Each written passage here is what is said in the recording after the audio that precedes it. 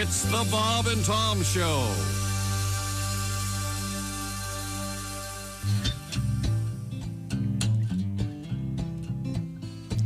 Sneezing from the pollen, the chain caught my shoestring, hit the center bar on my bicycle, and almost lost my bearings. I love summer. Good old summertime. I got sunburned on the soles of my feet and sand where the sun don't shine. Sunburned at the beach, in pain the whole darn night. So much skin peeled off my back, you could make a set of Samsonite. I love summer. Good old summertime. I got sunburned on the soles of my feet. Lot of sand where the sun don't shine. Putting on a cold, wet bathing suit. Mosquitoes and bees and tetanus shot in the derriere. Something's crawling at the foot of my sleeping bag, and flaming marshmallows in my hair. Drop and roll. Caught a baseball with my face. Potato salad in the sun. Salmonella steps up to the plate. Listeria gets the run. Oh, I love summer. Good old summertime. I got sunburned on the soles of my feet and sand where the sun don't shine. I got sunburned at the back of my throat and sand behind my eye.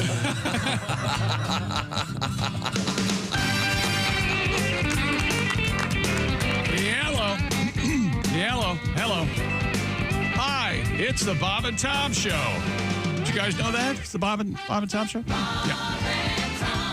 From the O'Reilly Auto Parts Studios, there's Christy Lee at the Silac Insurance News Desk. Hello, there's Pat Godwin. Hey, chick. In a T-shirt. We'll get to that in a minute. There's What? the one, the only Josh Arnold. Hi. Ace Cosby's there. Hey. I'm Chick. Hello, Tom. Hello, Chick McGee. How are you, my friend? Welcome back on board the ship of fools. Yes. Thank you, Christy. I was waiting for someone to finish that. Great song. For me. World Party, Ship of Fools. Good song. Yeah, I think so. Doesn't Pat look like he's going to come out of his door and open the screen door and go, "You damn kids, keep it down out there." With his I don't think I've ever seen Pat wearing a T-shirt. It looks great. It's stylish. Yeah, it's a great shirt. Oh, thank you. A short sleeve T-shirt. Yeah. Pat's lost a bunch of weight, so you're ready to show the big guns out there. Big guns. Yeah, look at those. Sun's out, guns out. Right. You damn kids, hold it down out there. Now, do your tats show? No. Show us your tats. No, they're not good. That one's not too bad. What's the one on your right arm? That's a Celtic knot. And this is a cover-up Bacardi rum bat signal, whatever you want it to be. Yeah. It's for interpretation. Really. Yeah. It looks like an unfortunate birthmark. It's a definition of art. It's up to you what it looks like, right? What Chick said. Yep. Yeah. I have a really obscure thing to start the show. Is that right? Yeah. I don't even know how to get to this. Just spit it out, man. We're all friends here, mostly. We were talking about. I honestly can't remember how we got to this, but do you know who June Lockhart was? Sure. She was the mom on Lassie. She was on Lost in Space. Lost in Space, yeah. Quite the TV star. Wasn't her birthday recently? Famous for the commercial now, right? What's the commercial? She did a Depends commercial back in the day. Did she? Yeah. I don't know. I think it's June Allison. Yeah, that was June right. Allison. Yeah. There are not a lot of Junes. We'll give it to you. That's all right. Mr. Biceps. And it is June. This is an odd connection, but June Lockhart connecting to the Allman Brothers Band. Oh, my God. June Allison hosted a Halloween party. Here's the thing. I need to step in here and tell you, because I feel like people are screaming at me right now to say this. There was music before the Allman Brothers. Right. And there's music after the Allman Brothers. I just want to give you a heads up. Okay. Okay, go ahead. And that actually, before they were the Allman Brothers, Dwayne Allman and Greg Allman were the Hourglass. I thought they were the Almond Joy, Joys. too. Well, that was another one they did. Yeah. But, in any event, June Lockhart, best known as Lost in Space, of course, she hired them for a private party. And do you remember who her TV son was?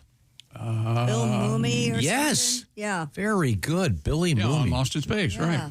who's a terrific musician, by the way. Terrific is a big word, Tom. Oh, he's been in a bunch of... He can pick up the guitar, plug it in, and play a couple notes. He's one of those kid actors you see at a lot of things.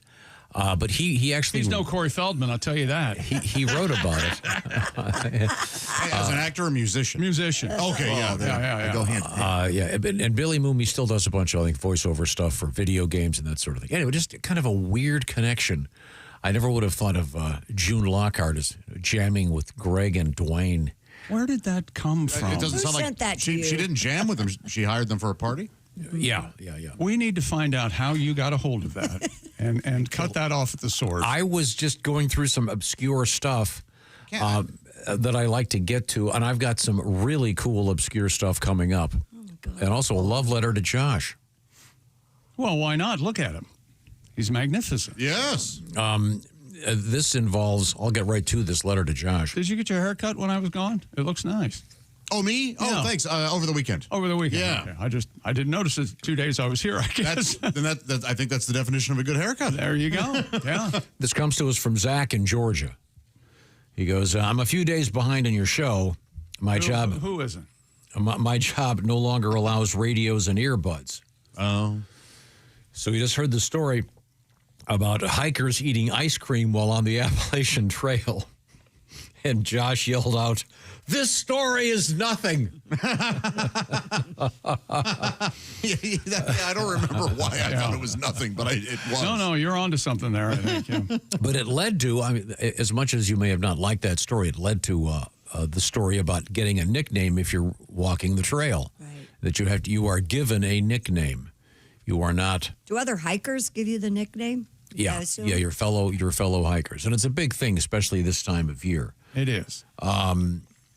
He also liked it when during the Allie Breen segment, we had the letter from the woman who said her husband was sort of doing a detailed inspection of his male member, and she caught him, and she wanted to know if that meant he was cheating. He says he had to pull into a gas station. He was laughing so hard because Josh apparently yelled out, "Ask him about it." Yeah. So he likes it when Josh yells stuff. Yeah, apparently, yeah. Okay. Well, thank you very much, Zach from Georgia. We appreciate your letter. Now, where you're getting a lot of letters about nicknames. I don't know if June Lockhart had a nickname, but I've just been sort of looking at her catalog of work. Do you know how old she is? Right now? 97? Yes. Oh, It's 100, gotta be isn't She is 100. 100 years old. I mean, literally, she just had a birthday like yesterday or the day before, I think. Oh, that's. I think I was doing my Today in History. And that Oh, might gotcha, be gotcha. why you saw Yeah. her name, because I Yeah. remember seeing it. That's right. 1925. Good for her. So is this? Oh, man. So is it? This isn't a new thing that we're doing. Stories about people who are 100, right? No. That would be kind of fun. Oh, We're the Willard Scott of Willard Scott of radio, we're not going to be that. I don't know why not. well, we just talked about June Lockhart, for Christ's sake. Good boy. because yesterday did we not do yesterday? Didn't we do Today and Yesterday in History? Yes, we did. So it's a new feature on the show. We'll come up with, but there's some great birthdays and some interesting things in history I was reading about earlier. Some of them are 100. I hope that. Oh, well, I'm not sure about that. We'll get to that in a few minutes. She was a charming lady. Or she is a charming lady. Yeah. Oh, that's amazing. I wonder what she's doing today. She's just a little. Praying for death. She's got to be like a ball of dust right now. She's got to There's be like something- teeny tiny, She was right? tiny then. I know. That's no way to live, boy. Come on. Now, also coming up in the news, we have a great world record. I think even Chick, I think, will like it. Did you see I can't it? give it away because the only thing that makes it good is this one quality. Yes, well, but it still is good, right? It's okay. Okay. We have a flying penis in the news. Oh, my. Yeah, we can't find that video where we could see a penis, can we? Can't we? It's 2025. Can't we talk about a penis and look at it? They've got the floating, the blackened square. Child sees a penis, I'm not sure what's burst going into Is it on. a real flames. We all penis? know. Is it a? Yeah. No, it's a human male. Yes. What? Oh, no. Yeah, it's Okay. Quite interesting. Attached to a person? Yes. Oh, yeah. I'll give you a hint. It's kind of Lenny Kravitz. There's your hint. Oh, It's kind of flopping, really. okay. Not flying. Although, Well, he was going pretty fast. yeah. That you're certainly correct there.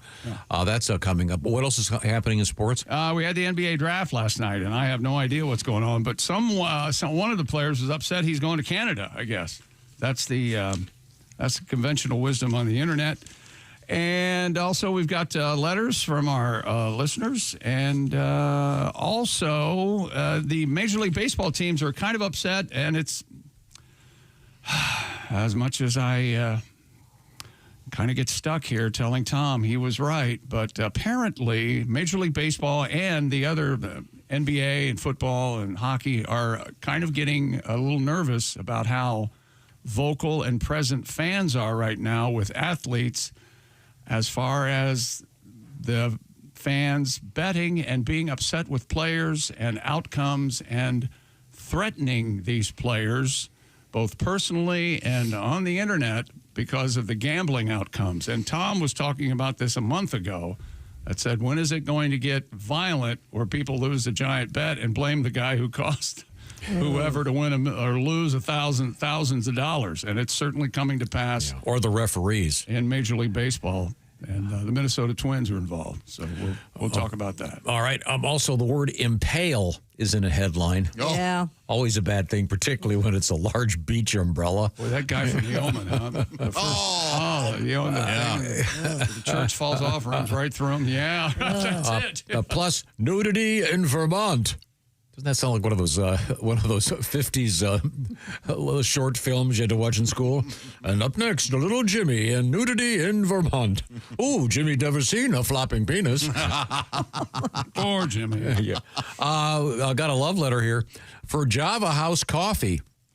And thank you very much for sending us the letters. Java House is, of course, the official coffee of the Bob and Tom Show. It's also the official refreshments of the Bob and Tom Show, because Java House has not just coffee. We're talking about all kinds of great stuff. Lattes, teas, et cetera, energy drinks, hydration drinks. I'm about to get an Arctic freeze during the break, as a matter of fact. Java House, it's peel and pour pods. You don't have to put them in a machine. It's about the size of a Keurig pod, about the size of it. You could probably just about drop a golf ball in one, barely. And you can have a cup of amazingly smooth barista quality coffee in just seconds. Pick up your favorite, once again, tea, coffee, et cetera, et cetera. Java House has a special thing going on right now. Visit javahouse.com, click on the Java House for Your Office tab, and sign up. You could be eligible for a free in-office demo. So check out Java House. Also, they've got a very special offer that's about to expire, I believe, in the next couple of days. If you use the code Bob and Tom, you'll get a substantial amount knocked off the price. The code Bob and Tom, BOBANDTOM, one big long word. JavaHouse.com is where you'll find it. Also, we have an update on Scooby-Doo in the news, by the way. The Scooby-Doo. So let's make that very clear. He's okay, right? Yeah, he's fine. Oh, good. For now. We are in the O'Reilly Auto Parts Studios, and this is the Bob and Tom Show.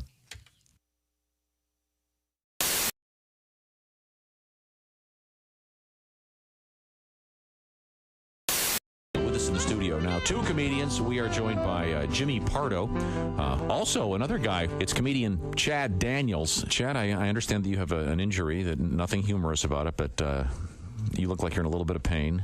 I broke my tailbone. Yeah. Did you break it like recently or a week and a half ago? Okay. Tailgating, following too closely? You can't put a cast on that, can you? No, you can't. No. I was drywalling. I kept bending over to measure and cut and everything, and I guess my leg muscles were too tight or something like that, and it kept rocking it back and forth till finally it snapped. What? You didn't even hit it. I didn't hit it on anything. From bending over, and that's the kind of shape I'm in. Where's that Wow. Never heard of such a thing. Yeah, the doctor said it happens a lot to pregnant women, which was really awesome to hear from your doctor. Are your breasts tender? No, they're You're not. the first man for that to happen to. Was it? Wow. It sounds like it was incredibly painful. It sounds like it is Yeah, painful. my wife actually couldn't sit down for a while. Sympathy pains. What? What? Nailed it! Ding, ding, ding, I thought we said there was nothing funny about this. Ding, ding, ding, ding, Wait a minute, hold it. Hello, Friday morning. Hello. Yeah. It's time for the air base. Ooh, here we go. Come on now. Everybody got her? This is the guy that perfected it, Jimmy Pardo, ladies and gentlemen. There it is. Hey, hey, what the matter with the head? Do you know the lyrics? Little red ball. Hey, hey, what's the matter with the Say it again. Hey, hey, what the matter with the Chicken? Oh, we've got something new. What happened? Oh, Lou Reed. Oh, yes. Oh, Jimmy Pardo on the air base, ladies and gentlemen. like you just don't care. Yeah. Oh, you know, I go this way. Oh, now suddenly it's in a stand-up acoustic. Oh, that's new. Yeah, right. I like that. Very nice. Hold your left hand higher. Remember, it's you. It's not a stand-up cello. Turn it off. Turn it off. It's not a stand-up cello. Got it. That's it. That's it. You ruined it. You ruined everybody's fun. Sorry. You ruined everybody's fun. The reviews are in, and America can't get enough of Chick McGee's Silac commercial. Fanatical fans everywhere are even watching it in reverse. You know, this actually kind of makes sense. Truth is, you won't be finding any retirement checks in your mailbox until you first go back into your house and log on to SilacINS.com. At the Silac website, you'll even find a special link just for Bob and Tom listeners. Hey, hold on now. This part shouldn't be going backwards. There we are. It's SilacINS.com. Don't go backwards in retirement. Look forward to your retirement. Look into an annuity from Silac Insurance. One of the things I like about you is you don't necessarily lower your sights when it comes to some of the things you do. You're willing to go out on a limb. Oh, I have no sights. You're willing to go out blind. You're willing to go out on a limb and do an impression that perhaps most people aren't going to pick up on. I'm fearless, and I respect you for that. Thank you. Especially when there's a high quality to the message, and of course, you know I'm referring to Gregory Peck. Oh yes. Now Gregory Peck, Gregory Peck, not familiar to everybody necessarily, a brilliant actor. Not everyone knows who he is. That's right. But if there was a period of time in which he was a big leading man, he was One of the biggest stars in Hollywood. and he was in something you don't see much anymore unless you look hard, and that is what I would call an important movie. Yeah. There are a lot of great movies out there, usually The Omen. independent movies. No, Boys from Brazil. To Kill a Mockingbird. Yeah, Oh, that I don't one. mean the. Okay. But you know what I'm saying. There are a lot of great movies out there these days, but they tend to kind of, you got to look for them. A lot of the stuff that gets a lot of publicity is just a bunch of crap with a bunch of crashes and the same old junk. But To Kill a Mockingbird was a great film. one of the great films of all time, and, Yes. and you do one of the few tributes to it. Well, yeah, it's a great movie. You learn a lot about tolerance and diversity from it and stuff. But it was made in like 1960 or whatever. Yeah. And America's changed a lot since then. There's a lot of groups in this country, not even just racial or ethnic groups, but groups of people who define themselves a certain way. And a new one pops up every week. We're like, all right, we're weird, but you better like us, or you're a jerk. Like, all right, we'll write you down on the list. Yeah. If they made To Kill a Mockingbird now, it'd be like 10 hours long to cover all these different groups. How true. Atticus Finch would be out there, tell his little daughter. Now, Scout, remember how I told you that black folks are just the same as we are, and we're to treat them with respect. Well, the same goes for these Shiite fundamentalists who just moved in across the streets. They disbelieve different things than we do. So if you see them out there stoning one of their women to death for sneezing on Wednesday, you pay them no mind. Nobody likes a nosy Nelly. And in this house over here live coprophiliacs. Those are people who derive sexual pleasure from human feces. Now, just because they're unrepentant dump truckers and we're not doesn't mean that we are somehow better than they are. They work hard like all Americans to put food on their table so they can eat it and poop it out and have sex. I don't know how it works. I don't want to know how it works. You just have to be tolerant. No Oscars for that movie. Mike McRae. How about that? Back to the Bob and Tom Show. Christy Lee at the Silac Insurance News Desk. There's Pat Godwin. Hey, chick. Rocking that short sleeve T-shirt. Oh, yeah. Josh Arnold. We're in the O'Reilly Auto Parts Studios. Think O'Reilly for all your car care needs. Get the parts you need from the professional parts people at O'Reilly Auto Parts. There's Ace Cosby. Hello, Tom. How are you, my friend? Very good. Chick McGee is back wearing pants. More or less. We have Pat Godwin doing his Marlon Brando thing. This is a whole new look for Pat. He's got a T-shirt on, a little Stanley Kowalski. Had no idea this would happen when you put the T-shirt on, did you? No. Yeah. Had no idea. No. It's a new look for you. At this time, we read letters here on the Bob and Tom program, and I have one. I have one. Oh, you go first. Let's see. The odds of you winning the lottery. What were we talking about? The $1 billion and $1 million and all that. We can't comprehend how much $1 billion is. One basketball can hold 300,000 grains of rice. Okay. Okay, everybody got that? Mm-hmm. So you have 1,000 basketballs filled with rice. Right. And one single grain of that rice is gold. That's your winner. Now, blindfold yourself and walk through the 1,000 basketballs filled with rice, and while blindfolded, find the one single grain of rice that is gold. That's the odds that you could win the lottery. Whoa. Not very fun. No. Not really an uplifting story. Thank you, man. That was very helpful. That's from DL and Wizapama. How do you say that? Every time I play the lottery, there's a little part of me. There's one piece of, there's one grain of rice in me that goes. That's got your name on it. Yeah, that's right. You're going to win. Somebody's got to win. All right. Dear Bob and Tom Show, I went to my local casino on Sunday to watch the Pacers play. During a commercial break, I looked around the other TVs and noticed a sport I did not know existed, but we've talked about on this show. It's the PFL. Tom? PFL. That's right. The Pillow Fighting League on ESPN. Oh. Jordan said, my first thought was, heck with Game 7. I need to watch this mess. The athletes participated in a boxing ring, and there was a crowd on hand to watch. One guy held a sign that said, swing that bag. Another gentleman had full-on Joker makeup during the fight. I wondered who would win a pillow fight between Chick and Tom. My money is on Chick, but I'm taking the spread. I love the show. Jordan from Terre Haute. Pillow fight. Pillow Fighting League.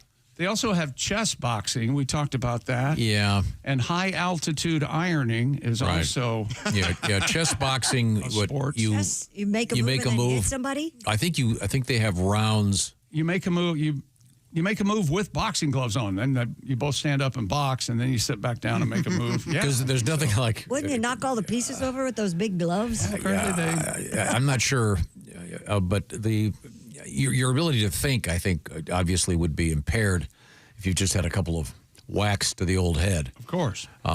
This is an interesting letter. This comes to us from Bob. He says, I saw the great singer Paul Simon in concert at the Santa Barbara County Bowl on the first Friday of the 1984 Los Angeles Olympics. Paul Simon provided an explanation for how he got the idea for a song. He went into the song Mother and Child Reunion. Remember that song? Yeah, great song. Mother and Child Reunion, only emotion away.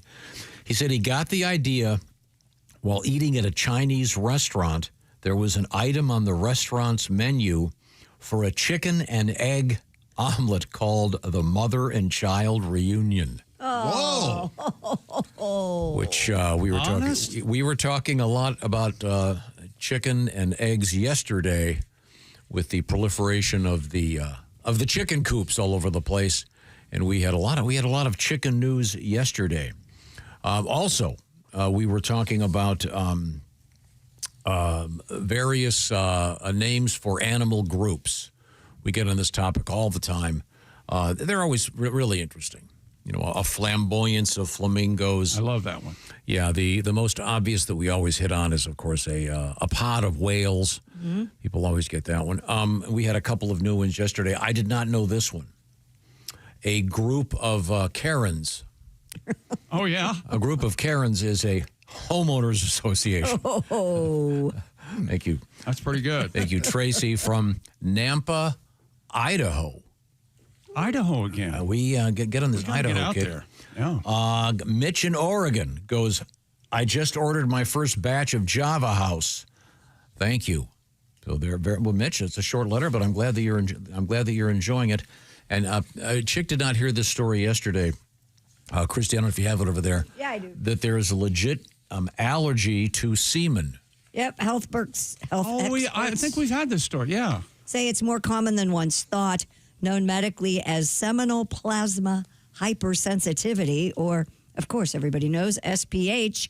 The condition is triggered. No, that helps you prevent sunburn. That's right? SPF. Yeah. But Oh, okay. What's your SPH? Yeah, if you're rubbing semen on yourself wouldn't that be great if it prevented sunburn? I thought. Well, I'm out. I guess you better back up.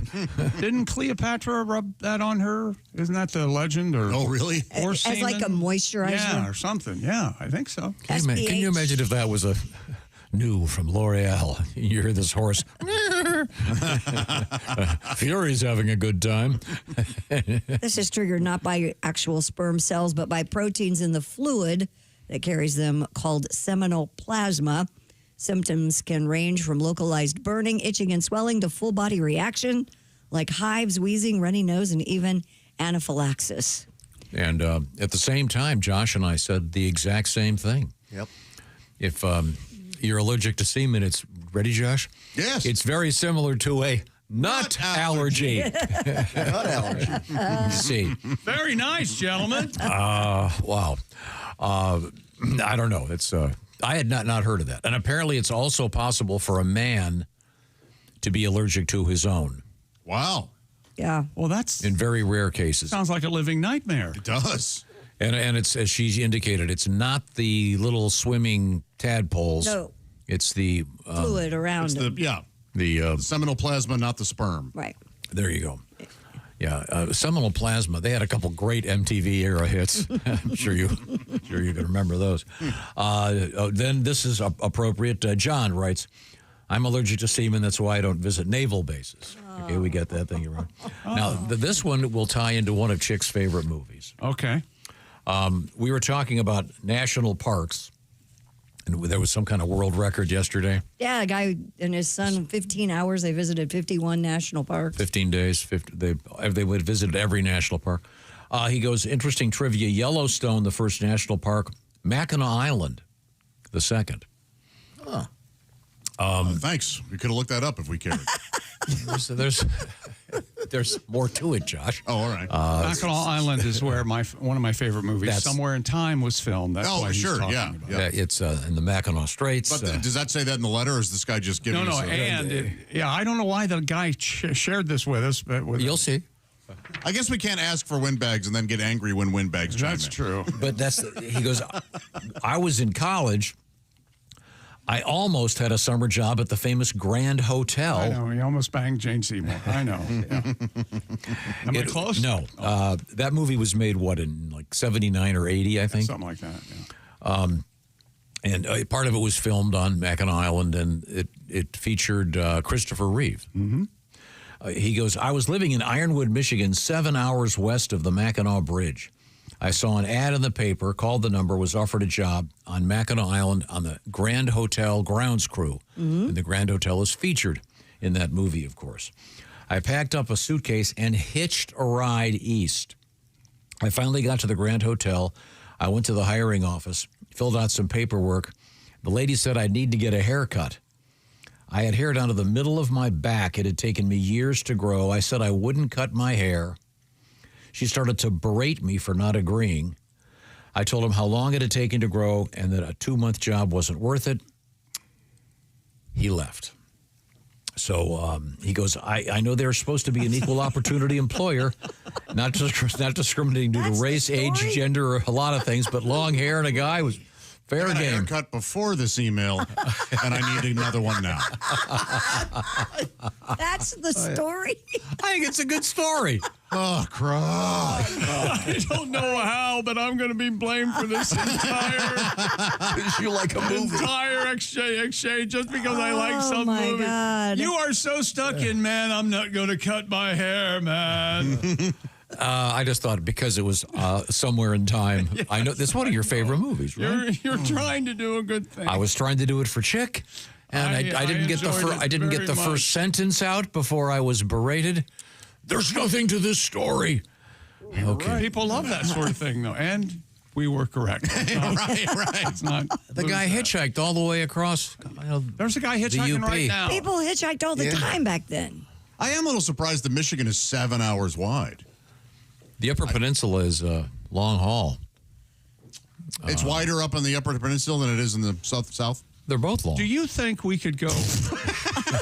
Isn't it? It's surprising that it takes 7 hours to get from one side. I have a Pennsylvania's 5 hours. Exactly. Other than Alaska, what is the longest drive in a state? Anywhere with Texas, you.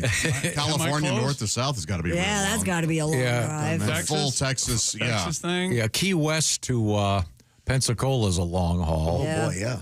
You've done that, Pat. Oh, many times. But yeah, you can. I wonder how many states you can stay in for 24 hours driving at freeway speed. Maybe California. Well, if you go around in a circle, you could stay. Oh, I think The boring letter has led to a boring conversation. no, it's led to it's led to the girl being wrong. It's a long show, Josh. It's a whole. Doesn't mean we have to fill it with crap. Oh, hey, I got a house. Well, just I have an extra bedroom. Well, fill it with feces.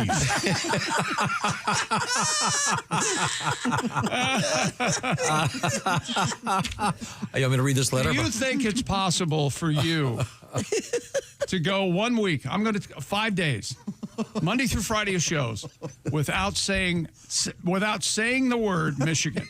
Do you think that's possible? We should try it. There's no way. Again, these letters were passed along to me. Do you think it's? I'm asking you a question. Yes, I'll edit myself for the next week. I don't believe You get fined if you say Michigan. Okay, that's fine. I don't know what happened to you in Michigan. I hope you got laid by Gina, Lola Brigida, and all her sisters. But I'm talking in your language.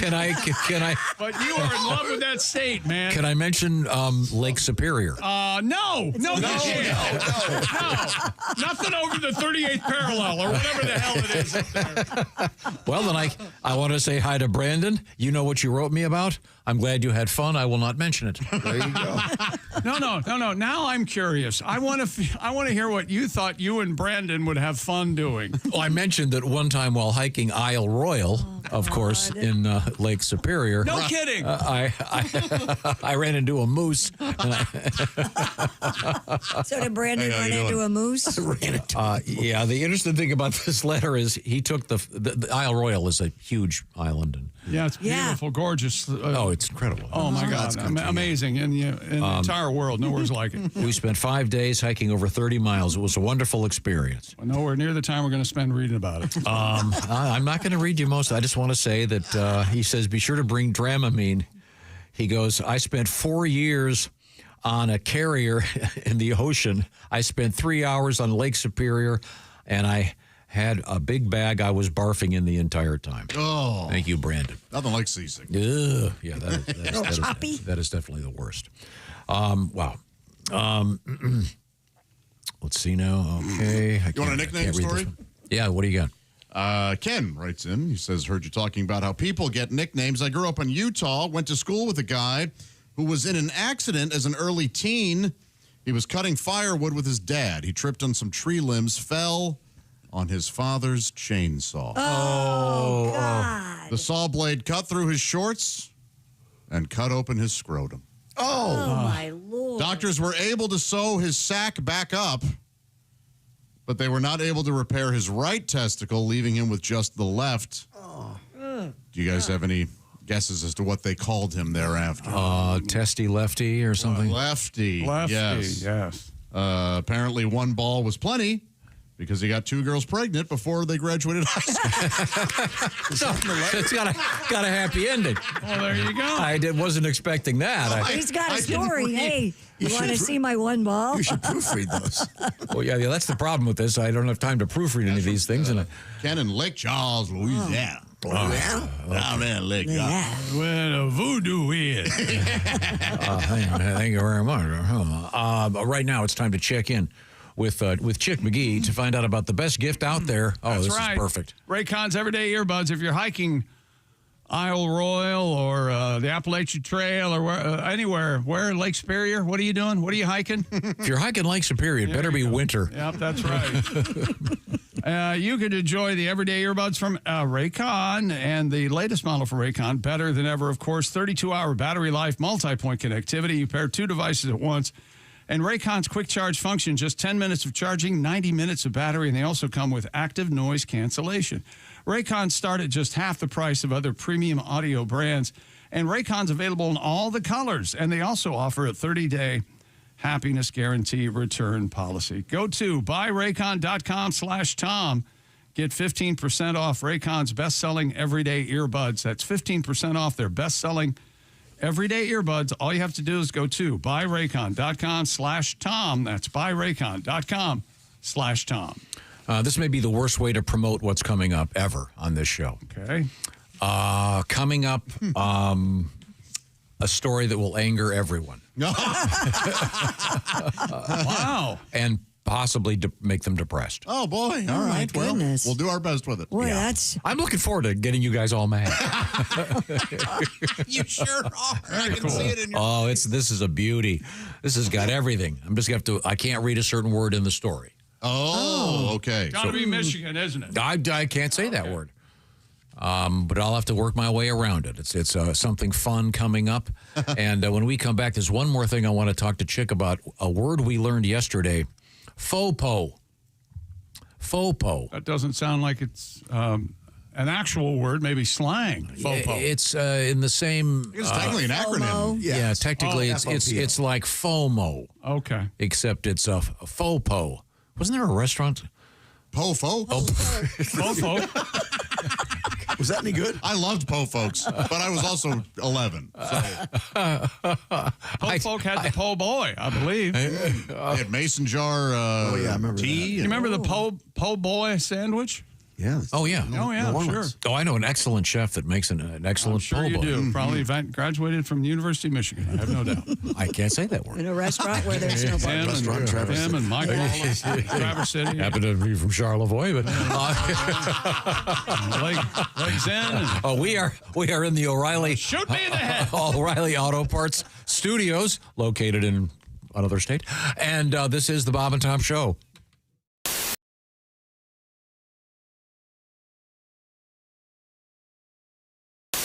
This is my winter fat guy outfit, which, by the way, is strikingly similar to my summer fat guy. This is all, by the way, from my I Don't Care Anymore collection. You know how it is, you get older, you don't care. I mean, I've been wearing the same pair of shorts since Thanksgiving, and I went to put on a pair of pants, and I probably should have got out of the shorts once every 3 days to make sure I wasn't gaining weight. So, they are now, I mean, you know, I got a pair of pants. Here's a crazy thing. I got a pair of pants that I love. I found a pair of fat pants at Goodwill that I love. And I'm thinking to myself, if I had a pair of these, I would have worn these every day.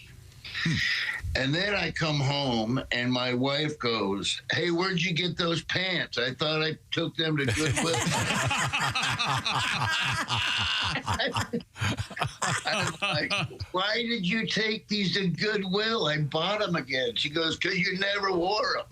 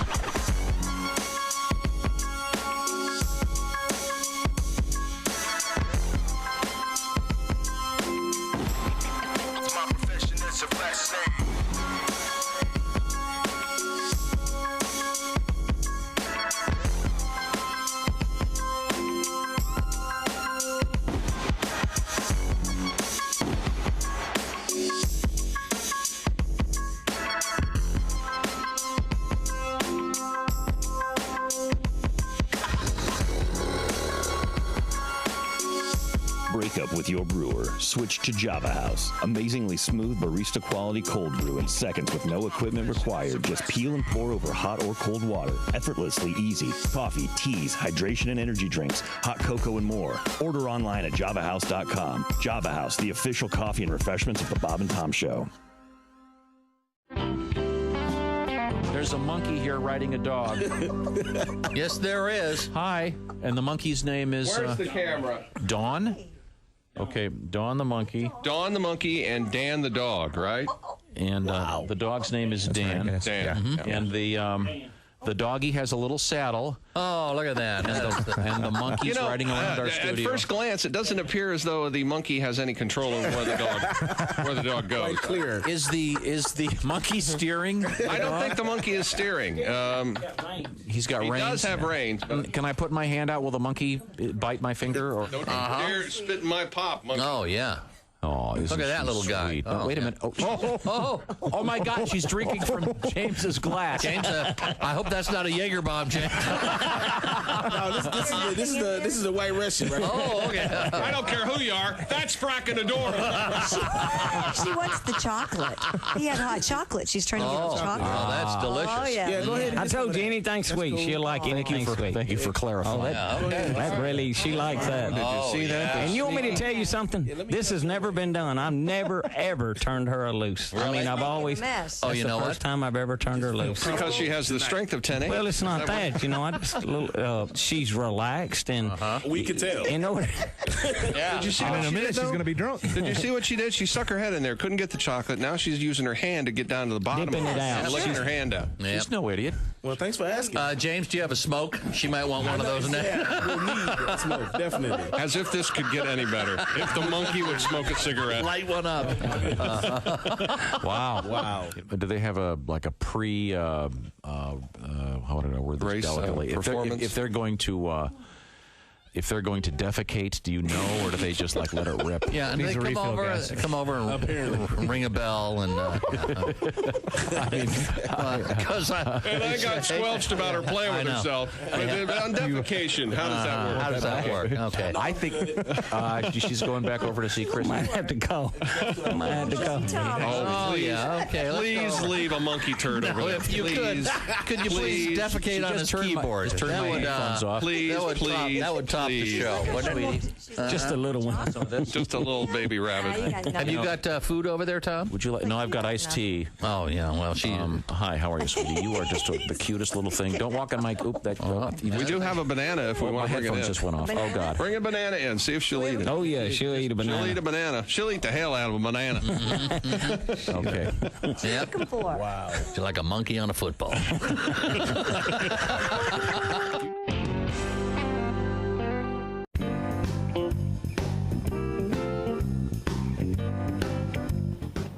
Wouldn't you like to know what Chick McGee does while commercials are playing? I sure would. Bob and Tom Show? Walk this way. Okay.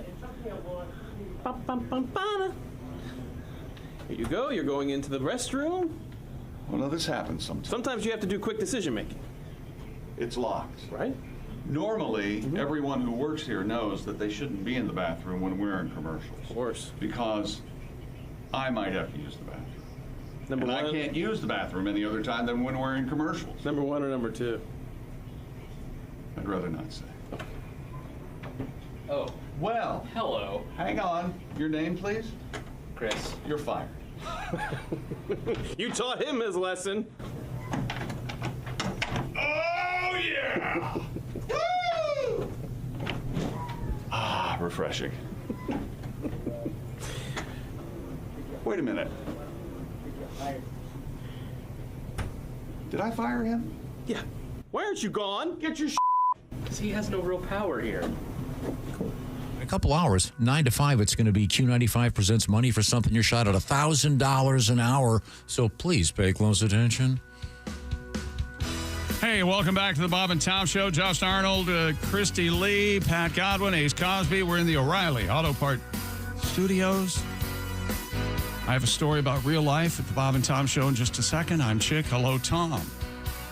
Hello, Chick. So Josh and I are standing in the break room looking out the window. Right. And for some reason, our wonderful producer, Jason Higgins. Hoffner. Offset. Hoffner, yes. Thank you. Like the bass. Jason Hoffner goes outside, and we're, to be honest, we're kind of in a rural area where our studios are located, and he sees a rabbit run out in front of him. Jason picks up rocks and starts throwing them at the rabbit. What? What the hell's wrong with you? I can't believe he missed and hit Christie's car. Yeah, that was wild. And then he tried to scrape the dent off with a key. You idiot. That's unbelievable. Now, Chicky. Evidently, rabbits are vermin, and he wants to get rid of them. He's a budding psychopath. Yeah, Are they eating your garden? Is that what's happening? Yeah. He said we have a story that the chick missed yesterday. And Christy, you want to share this with him? You missed the one about the semen allergies. Sure. And you missed a new survey about how much time the average American spends using their phones on the toilet a year. According to QS Supplies, 1,000 people were polled. Americans spend What does QS Supply stand for in relation I to the have no idea. toilet? I believe quick. Yeah, it's the first word's got to be quick. Used to be quick dump, and then they changed it. Americans spend about 2 full days. That's 49 hours a year scrolling on the toilet. But not at the same time. No, you don't sit there for 2 days. That would Clarify. be Well, but there have been some, interludes there. Americans spend more than 4.5 days a year scrolling on Instagram and TikTok while on the toilet. That's based on 18 minutes a day, 9 minutes per session, twice a day. That's 18 minutes a day seems a little long to to me. be sitting on 9 minutes a session. So they're saying these people go twice a day. And 9 minutes, really? I think if men would be honest, there are a far higher percentage of men who urinate sitting down than want to admit. Yeah, I think so. I don't know what the percentage. Whoa, slow down. You do that? I urinate sitting down? Yeah, at home I do. Sure. Well, I'll stand up every now and then if I'm feeling, Huh. What 100% standing? Always. Yeah. Unless I have the other transactions. What about the middle of the night? Oh, you always standing. Always. Yeah. So you got to turn a light on and everything? No, my toilet bowl lights up. It's part of the bidet package I have. You are just living the high life. You've never seen? The Wilhelm Reich. I'm living the life of Riley. Klieg light. You Yes. open up. It It's like the Luxor. starts playing German marching music. You walk in, that's just Josh's toilet light. By the way, coming up in the news, we have a very odd, I don't know what it means, a urinal story coming up at the Glastonbury Festival. Yeah. I would think they'd need many. Well, but there's an oddity in the story that I can't explain. But go ahead, Christy. 6 in 10 people admit to staying on the toilet longer just to finish something on their phone. See, that would be me. Oh, really? Yeah, I'll sit down and go, okay, I've got to get Wordle done or whatever it is. And only 1 in 4 clean their phones after using them in the bathroom. Here's the one that really upset me. 5% of people admit to attending a Zoom meeting or conference call while on the toilet. Oh, sure. 5%. What? Wow. I think that's low. That's admit it. That's what right, Josh said yesterday. Yeah, that's how I admit it. So it probably is closer to 15, let's say. No. That would not admit that they do it. Christy really did nail it. You can mute and not have your image up Camera, there, and you can still be part of the Zoom. So it's possible. Which I think is rude, but go ahead and do it. Well, sure. I mean, if you're, It's especially rude if you leave the camera on. Yeah. I wish I could remember what comedian I saw doing this, but I can't. He said being on a Zoom call was like being at a seance. Are you there? We can't hear you right now. Are you there? Are you trying to come through? Okay. Give me a sign if you can hear me. Give me a sign if you can hear us. Flush. Are you there, Tom? Can you hear us? Some Zoom meetings, though, that are like 50 plus people. So. That'd be crazy. Yeah, that's a little It's just one different, person talking to. They're wasting the time of 49 others as a general rule. Okay, but do you scroll on the potty, Christy? Not every time. No, I have done it. Yes. They say it's addictive. It's like it's the new crack. If I would scroll, it would be Instagram. It's the new crack. Yes. Oh, yeah. I used to. I don't anymore. Let's get in and out. Yeah. Why am I hanging out in here? You got that fancy bidet. I have dogs staring at me. I want to get in and out same too. here. Oh, God. And as the letter writer asked, since your dogs go with you in the toilet to train them, do you walk in and spin around 3 times before you sit down? Thank you, letter They writer. trained me, I forgot yeah. who did that. Thank you very much. I promised a story. I have been forbidden from mentioning a certain state. I thought Pat had a song about that story. You'd ask me to That's do why we something did for it. Chick. Oh, okay. Sorry, I forgot. Go. You have a song? What is it? He's so excited to talk about Michigan again. He I can't. I'm not allowed to. It's about Josh's bidet, the fancy bidet. So wrote a little song for him. Josh is doing all right. Sold out shows on Saturday nights, making extra cash. So he did something nice for his ass. Toilet seat, oh, oh, oh. He's got a bidet in his toilet seat. This new seat's sweet. It even measures your heartbeat. Arnold sits broken-hearted. Came to, but he only farted. Oh, the toilet seat. On the toilet, a pizza Josh eats. All right. Toilet seat. Tom asked me to sing this today, and I'm a little beat. Oh, toilet seat. The stool is red, I guess it's the beats. Toilet seat. A little, it was a tribute to the great band Sniff and the Tears. Which we did a deep dive into yesterday. Sniffing the tears. And we did that because we had a news story about smells. Remember this? Yeah, and the doctor's name. It was a story about Sarah smells, Chick. Sniffin. It was, I believe it was at the University of Florida? It was Dr. Sarah Sniffin or something? Sniffin. No, it was the University of studies Florida smells. Health, and she's a graduate fellow, Sarah Sniffin, and she studied what pretty much makes what us we say. smell bad. Whatever, Sarah. Yeah. Yeah. I mean, what are the odds? Evidently, 100%. If you were, I mean, if your name is Sniffin, what are you studying on smell? Well, smell bad. As I said that she, Sarah Sniffin sounds like the I guess the least cool or the least powerful addition to the Fantastic Four. Look at this guy's, he can set himself on fire. This guy's Mr. Stretcho. She's invisible. He's a giant strong man. What does she do? She sniffs. She sniffs stuff. She can tell you if your milk has gone bad. Yeah. I think that she'd be just as much help as the guy, the Human Torch. Why does he want to set himself on fire every time something bad happens? I don't understand that. I know there are fans out there, which is terrific. I'm not one. To me, the Fantastic Four is so uninteresting. When I was a kid, I loved the Fantastic Four. Oh, me too. I love thought they were stretchy great. guy. Oh, I don't care about it. That's so silly to me. But as opposed to what? I know. You're right. A Batman. Yes. Because to me, Batman was always a guy with cool gadgets. But Right. but I know they're all silly. But yeah. You draw the line. I love that when you. I know. That's too much. Yeah, remember they used to do Superman. They would have special episodes of the comics that would say an imaginary story, so they could go off of the normal storyline track. I never got my story that's going to make everybody mad. I guess we'll have to come back with it. So I'm certainly looking forward to that. Also coming up, we have a big menopause news. Oh boy! Yeah. It's hot. It's a myth. Menopause is a myth. Really. Yeah, that's they're the rumors. Okay. No, it's actually kind of saying it is. Right, I'm asking. It's kind of interesting news. The source of it is really funny. Would it be Wait till you hear where this thing comes from, and you'll find out. Stick around. These are the O'Reilly Auto Parts Studios, and this is the Bob and Tom Show.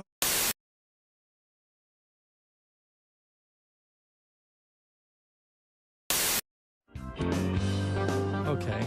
I actually wrote a song for you guys. Oh, no. Yeah, I did. You guys did a story last week, and I was listening to it on the plane ride on the way out. I'm a VIP member. Just want you to know that. Okay. 'Cause I'm in LA, and so I was listening to the show, and you guys did a story that just knocked me out. And where most people see tragedy, of course, I hear a song.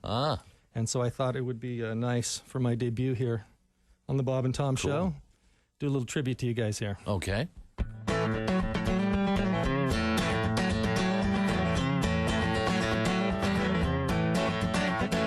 My wife was feeling frisky. We'd been drinking whiskey. That's when she said the magic words, "Baby, what you won't. So I grabbed a roll of duct tape and a toy out of her nightstand, and I hooked it to the end of my reciprocating saw. Right next to her dresser, I cranked up the air compressor, standing in my birthday suit with my safety goggles on. I can't describe the beauty or how fast it shook her booty with an attachment you won't find in the Sawzall catalog. When the firemen arrived, they just couldn't believe their eyes. She cursed my name and shot me a look so fierce. I said, honey, on the bright side, you always wanted your lip pierced. They applied the pressure and they tried to stop the blood while I explained to the cops about our reciprocated love. Someday we'll look back and laugh. Damn near cut my wife in half. I am no magician, David Copperfield, I ain't. But she is my sweet baby. She is one tough lady. Not every girl could handle 40 stitches in her taint. The doctors say that she'll be fine. She'll be back up on all fours in no time. I feel so bad that she could have been killed.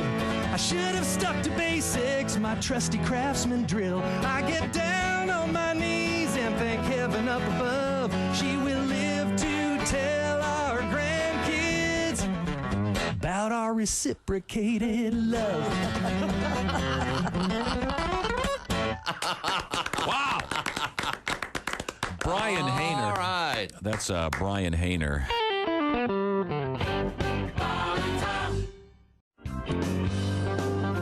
Okay. Well, we were talking about That's wonderful. You fly all over the place. You work a lot with the comedian Jeff Dunham. Yeah. So and you guys are always flying, but you're famous on this show for your discussion of flying. Wow. I know a lot of comedians do the stuff about, airline, jokes about, everything from flying. And so this was just my experience was that I started to notice some of the pilots, there were those who didn't say anything to you really. They would just say, hey, how you doing? But then I had noticed the ones who love to talk and point out things and give you a little tour in the sky. And, Sure. And I always thought those were guys who were frustrated radio guys. They wanted to be on radio, There's your captain here in the cockpit. And they always sound so cool, so he always, first of all, he has to tell you he's in the cockpit. Like, where else is he going to be? Yeah, we know. Yeah. We know. Yeah. In the can right now. I just wanted to say hi. So if you guys don't form a line while I'm in here, please. So he's in the cockpit. Okay. And then they always tell you how many feet we're going up. I never understood why they had to share that with all of us. That's great. We're going up to 36,000 feet. You know what? I'm just a passenger. I'm not writing this stuff down. What did he say? 36,000 or 33,000? Because I need to know. Do you? Yeah. Right. And I want to know what the gauge says because this is, I can't see it. I mean, I need to know. So, he's given us all this information. We really don't need, as passengers, all I know is, 36,000, 40,000. Just go high. That's all I really. Go above the trees and the mountains and clear that stuff. And I'm good. Happy. Yeah. Have a couple of drinks. And but then some of these guys I've noticed also will keep going. The ones who like to point out everything. For those who are sitting on the left side of the plane, if you look out your window, there's a cloud shaped like a duck. Wow. What? Good. I'm glad he woke me up for that because, and of course those people on the right side of the plane, they never get to see anything sometimes, right? They'll point out stuff, if you're on the left side, you can see the Grand Canyon. Mm-hmm. If you're on the right side, you can look at the people looking at the Grand Canyon on the left side of the plane. Fascinating. So I just noticed those guys. So I started taking notes about what they would say, and it was just unbelievable. And then the funniest, or I guess it's not funny, is when a plane goes down, of course, they would look for the flight recorder, and I was always like, and they always thought, I always wondered, like, what do they expect to hear on this thing? You know, the pilot's not cool enough to just explain what's happening, is he? Is he just going to, just hit a mountain? My fault. I was pointing out something to the people and clipped the wing. And there you go. Anyway, I know I sound cool right now, but I've just evacuated like you wouldn't believe. So I just want to apologize to everybody for spinning out of control. I just want to thank all our passengers for flying with us. We realized you had a choice in airlines, and well, you picked the wrong one because we're going right down. We're going down. We're going down. You know, you're not going to get that. No. You know, you just Free drinks. Right? Yeah. Oh yeah, free drink. Don't. Just hurry. Free drink. The cart should be flying around. Just reach up and grab something. Oh man, I don't know. I figured I guess when they find the thing, all they really hear is one big screaming, screaming curse, one big curse word all the way down. Absolutely. Yeah, I'm sure. If I was on the plane going down, my last word would be my wife would be going. She'd be saying I love you, and I'd be going, sorry honey, I'm going to have to curse with the pilot right now. I won't be saying I love you right now. Jeff Roth Band. Might not be on your to-do list, but it should be indieroofandrestoration.com. Endorsed by my dog. Roof. Hey, welcome back to the Bob and Tom Show. See? Silac Insurance News Desk. It's Just when he thought he was glad he came back to work. There's Pat Godwin. Hi, chick. Got a song today, Pat? Song of my heart. There it a is. tune for you always. I love the word tune. There's Josh Arnold, Ace Cosby. We're in the O'Reilly Auto Parts Studios. Think O'Reilly Auto Parts for all your car care needs. Get the parts and service you need fast from the professional parts people at O'Reilly Auto Parts. I'm Chick, and hello, Tom. Still a little shaky, I got to be honest with you, after that letter that Josh read about the chainsaw. Yeah, that was awful. A rough one, but it ended okay. Yeah, happy ending. Yeah. Once again, the guy, he fell on his dad's. Yeah, he was. They were cutting down some trees, and he stepped on some limbs, fell on the live chainsaw there, and it cut through his shorts and into his sack. Yeah. And he lost one testicle because of it. Yeah. But the happy ending, to a degree. He was able to impregnate 2 different girls in high school. Yeah, so he was in high school, too. Yeah. What is it? Very good. What is it? Hitler. He only had one ball. Hitler. Is that true? He only had one ball? Yeah. Is that right? That song was in fact being sung by the very brave men and women out there, but I don't think he actually had only one testicle. How did it happen? Do we know how he only had one ball or born that way? Maybe he fell on a chainsaw. We don't know. I think the implication is that he was less manly. We'll have to look at it. I bet he fell on one of those German helmets with the big spike on them. Oh, that'll do it. He was a teetotaler, though. Did you know that? Who? He did not drink alcohol. Really? You know why? You know why? Because he was a mean drunk.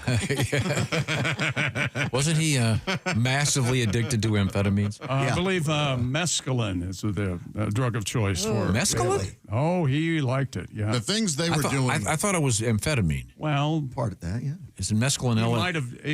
No, mescaline is speed too. I thought. No, that's LSD. Is that LSD? Yeah, mescaline's psychoactive. There's a great book out there called Blitzed about all that they were doing with drugs. Is there a chapter on John F. Kennedy? This was all Nazi related. And can you imagine that there is one on? They were sort of. I would have said that out loud, Bobby. Okay. They were discovering all these drugs too. They were kind of inventing all of them. Yeah, crazy. Keep the soldiers up and fight. Keep them up. Yeah, great. Thanks. Some say they were dabbling in the dark arts as well. Mm-hmm.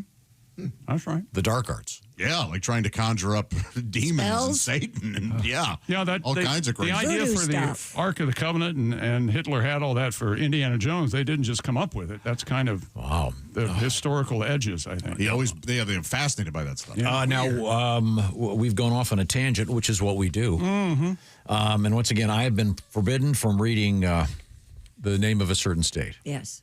So it uses the Wolverine as their mascot. Yes, I will not say that. But we have an interesting, kind of an unusual news story From unsaid state. Dateline. You can say cities. South Haven. From a town that is on a body of water that Chicago is on. Yes.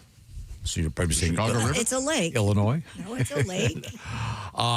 A group is ending a 20-year search for a plane that crashed into Lake Michigan in 1950. Said Michigan. He said Michigan.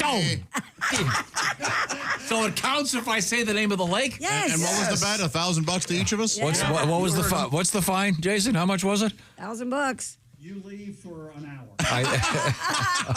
What an interesting find. Let's not get carried away. Hang on a second. But where does he have to go? I like to think that he just has to sit on the stairs outside for 1 hour. Like in timeout? It's too hot. And go watch the rap. Would this be hot? I'm not going to force Eddie to set a mic up outside. Well, no, you don't. No, you don't get to talk. That's part of the deal. He thinks he can still be. They were trying to find this plane. And it just gets sadder and sadder, but they're giving up. They're not going to look for it anymore. Okay. Wait a minute. So what's the point of the story? What the F is the story again? Is this what's... They've been searching for this plane for 20 years. So what? And it's been lost for 75. Yeah. Those people are dead. 58 people. No, they just need the plane back.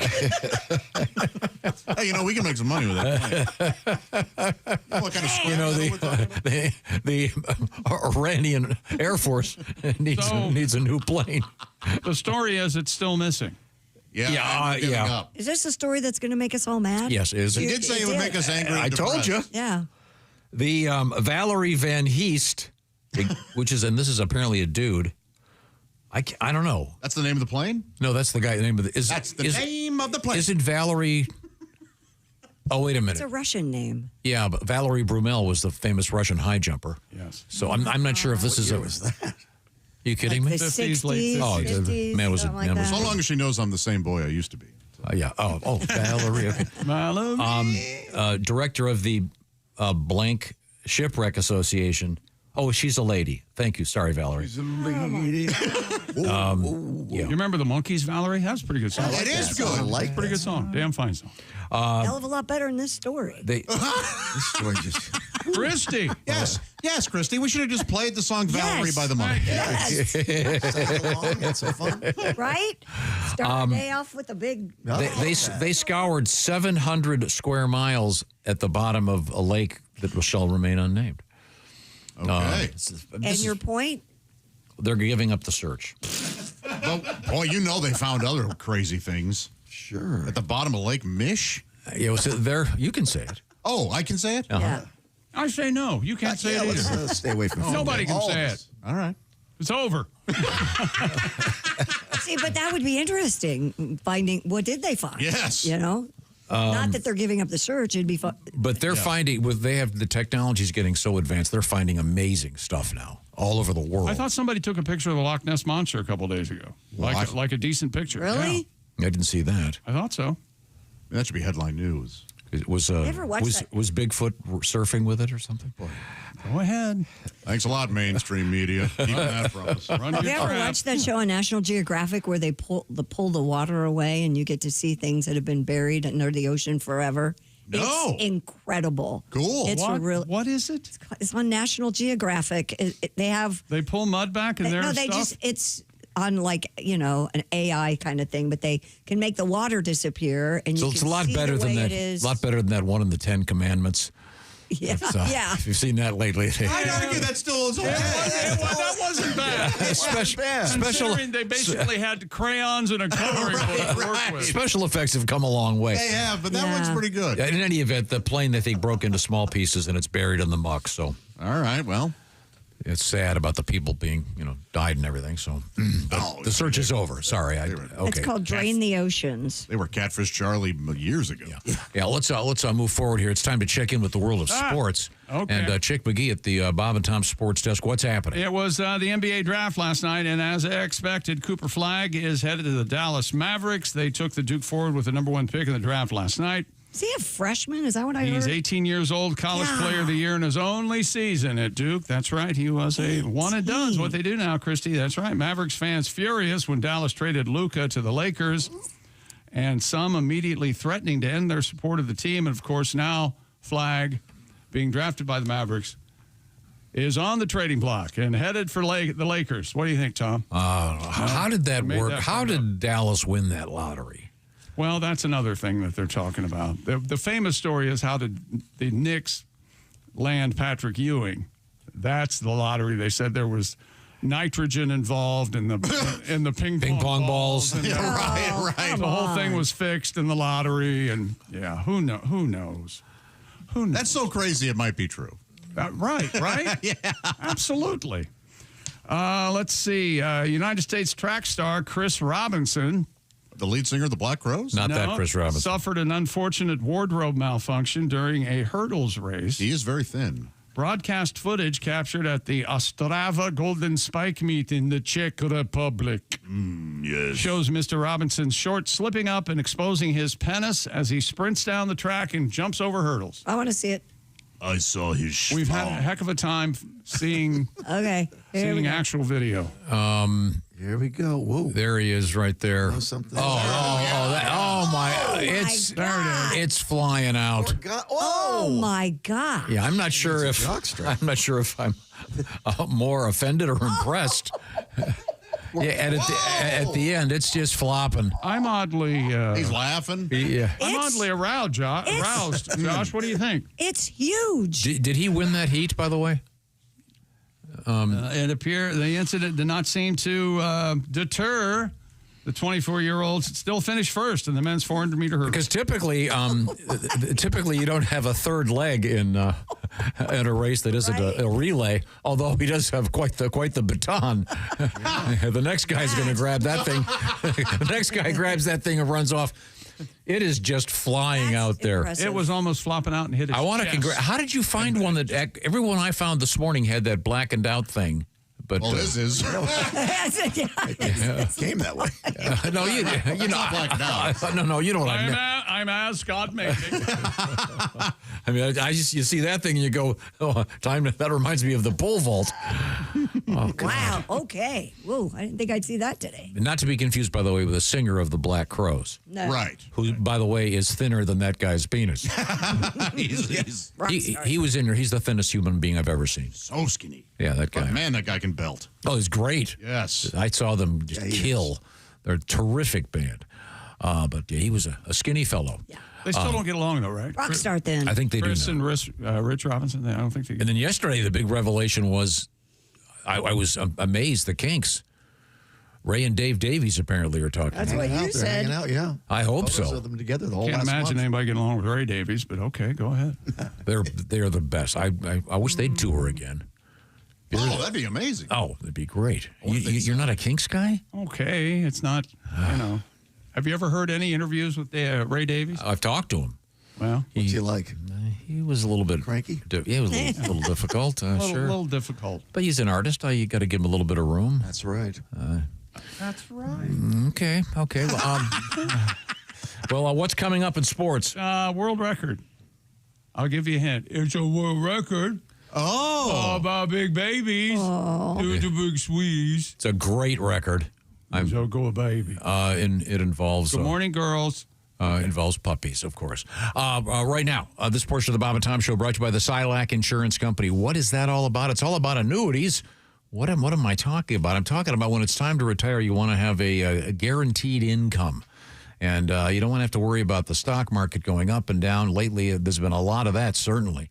So you can sort of turn down the volume on the volatility, if you will, with an annuity. The experts, of course, the Silac Insurance Company. Get all the information you need because you won't be stressing about retirement money running out with an annuity. That won't happen, and you can't outlive your money. So find out all the details. Just go to silacins.com to get started, and it's SILAC. Or another easy way to get the information about annuities is on your phone. You just call pound 250 and say out loud, lifetime income. Once again, pound 250, lifetime income. And to find out all about annuities. Some restrictions apply. Learn if it's the right thing for you. An annuity from the Silac Insurance Company. Once again, pound 250 and say lifetime income. An annuity from Silac. It's the motto, plan on it, live on it. Thanks very much. We'll be getting to the Silac Insurance News Desk with Christy Lee coming up. By the way, you look great today. I love that shirt. Why, thank you, Tom. And that between Brand that, new. I'm looking that way and I see Pat Godwin's bulging biceps with this new T-shirt look. The Stanley Kowalski of the guitar. Stella. I go into a bar and I yell, Stella. They give me a beer. All right. I'm surprised they haven't bought that yet for a commercial. No kidding. You think that would be pretty cheap at this point. And a reference understood by I understood that 6. even. When we come back, we'll be in the same place, the O'Reilly Auto Parts Studios. This is the Bob and Tom Show.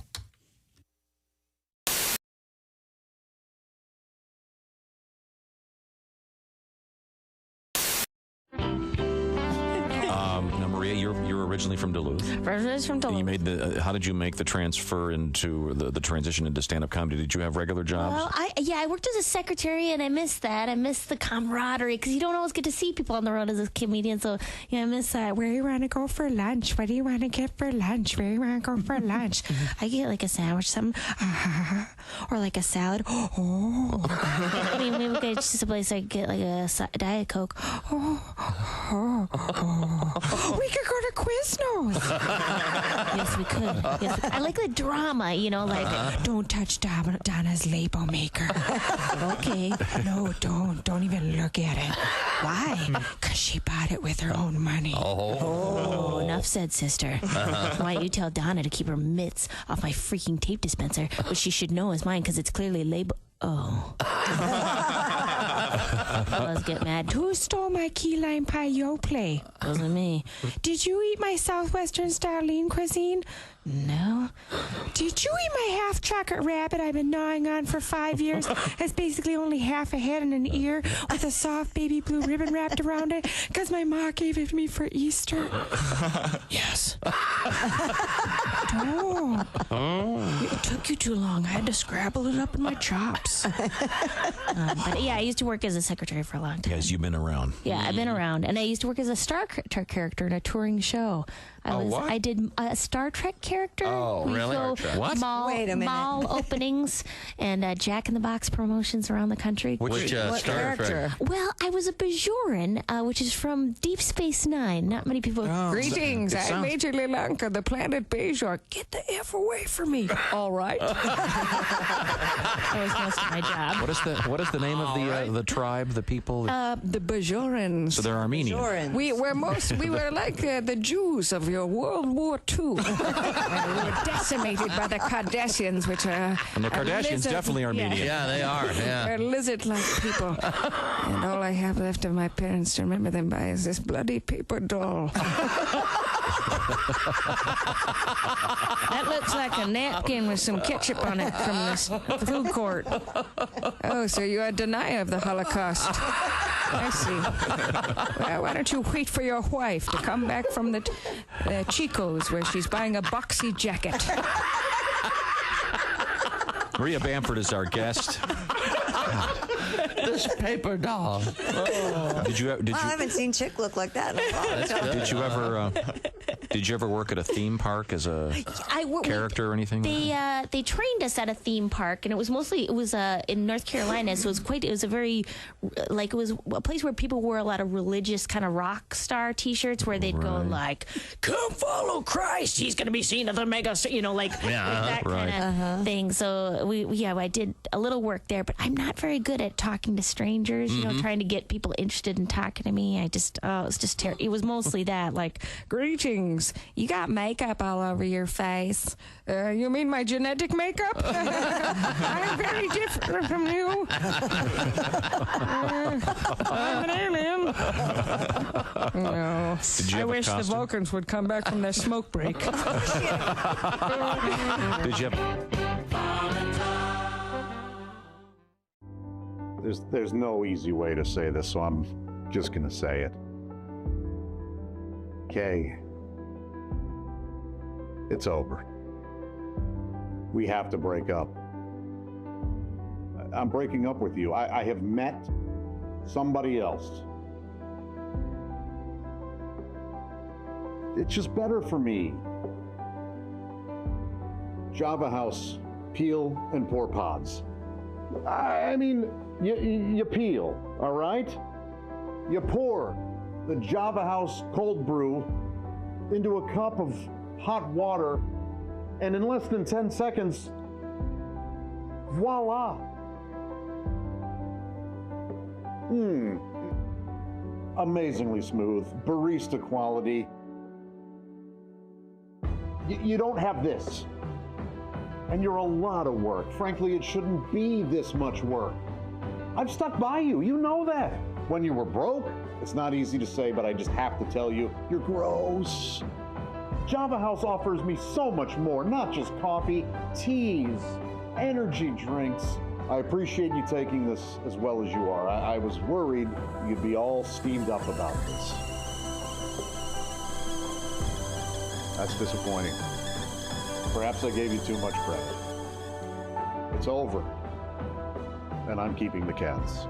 Java House, amazingly smooth cold brew coffee. Enjoy barista quality coffee in seconds with no equipment required. Just peel and pour over hot or cold water. It's effortlessly easy. In fact, the hardest thing about Java House, well, that'll be figuring out which one of their many great beverages to try next.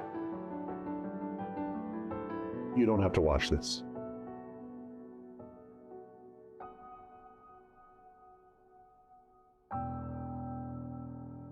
Order online at javahouse.com. Java House, the official coffee and refreshments of the Bob and Tom Show. Welcome back to the Bob and Tom Show. That's Christy Lee. Hi. There's Pat Godwin. Hello. Josh Arnold. Hi. We're in the O'Reilly Auto Parts Studios. There's Ace Cosby. I'm Chick McGee. Hello, Tom. How are you? Got everything. Got an update for you. Okay. All right. Yeah, how about an update? Okay. We were asking if Adolf Hitler only had one testicle. Oh, jeez. I'm going to say yes, it's true. This is interesting. It's a long-standing rumor popularized by a British wartime song, of course. Hitler, he only had one ball. Goring, he has two, but very small. You know. Never heard that part. I've only heard the beginning. Oh, you've never heard of the Please tell me the Allman Brothers wrote that, will you? That'd be great. There is no definitive medical proof. There was an alleged autopsy done by the Russians claiming he had only one testicle, but some historians think that may have been fabricated for propaganda purposes. Not the Russians. A British historian once cited... Seemed like pretty straight shooter. Yeah. A British historian once cited a prison doctor who allegedly examined Hitler in 1923 and noted the missing testicle. That claim is unverified and based on secondhand reports. Yeah, who cares about that? I want to see Chris Robinson again. There he is. Now, once again, this is Chris Robinson, the American sprinter. He's in the hurdles event, and you can't tell where his arm quits and his junk begins. Right? His male member is dangling out there. That is... Okay. That video. You okay, Christy? Oh, I've never seen anything like that. Do you represent ladies fairly in that you're stimulated by visually? Is that part of your... No, it's not a sexual thing. It's more of a whoa. That would hurt thing. A curiosity. Yeah. The penis flopping around like that doesn't hurt. No, hurt me if I had to have sex with that. I thought you were concerned for the man. No. What if he hit one of the hurdles? Yeah, that would hurt, wouldn't it? I think he'd know about it, but he'd be okay. It wouldn't hurt your... No, he might feel it. Yeah, he'll feel it. Are you kidding? No. I think we're set up so that the penis can take a lot more beating than the ball. Wow. Josh, can yours take any more beating? Your testicles. The doctors and I differ on this. Yeah, they want you at it. Your testicles are very sensitive, but boy, that penis really... Josh, I have an idea. Maybe I should get a jar. And every time I do a joke that implies that you masturbate excessively and eat too much pizza, I should have to put $5 in it. You'd be broke in a week. And then by the end of the year, we can buy a condo. In any event, we're talking about this hurdler who his male member is flopping away. That would really hurt if he hit a hurdle with that. Yeah, probably would. I think you'd be surprised. It would hurt worse for his testicles too. Why isn't he wearing a jock strap or something to keep Probably thinks it slows him down. We were talking off the air. Why isn't he wearing black shorts? That's a good point too. You'd never noticed flopping around. Maybe he wanted us to see it. I don't. It's got to. No, it affects his performance. I mean, he still wins, right? Yeah. It looks like you won. But he's kind of trying to tuck it at the same time. Do you think this is weird? Did you see the one of the next race? No. Where, you see this penis flopping, and that's the women's race.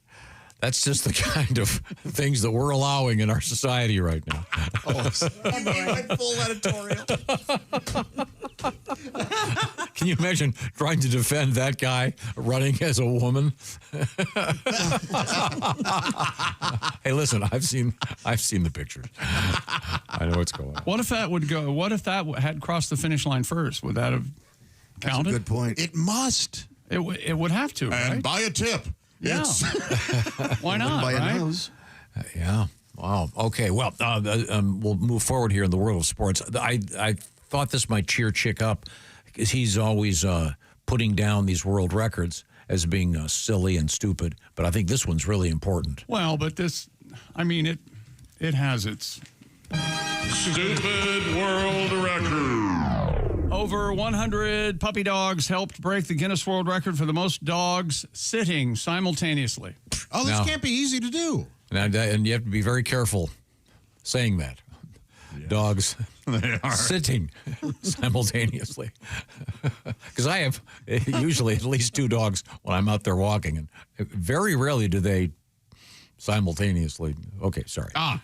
Is there one that typically goes first? Oh, yeah, absolutely. Yeah. Do you think that's a sign of respect that the other dog is going, all right, now you go. I won't go until you go. And one of them will only go like 5 houses down, always goes in the same guy's lawn. Really? Oh, well, that's his property, isn't it? Yeah, the guy probably hates it. No, I know him. He's cool with it.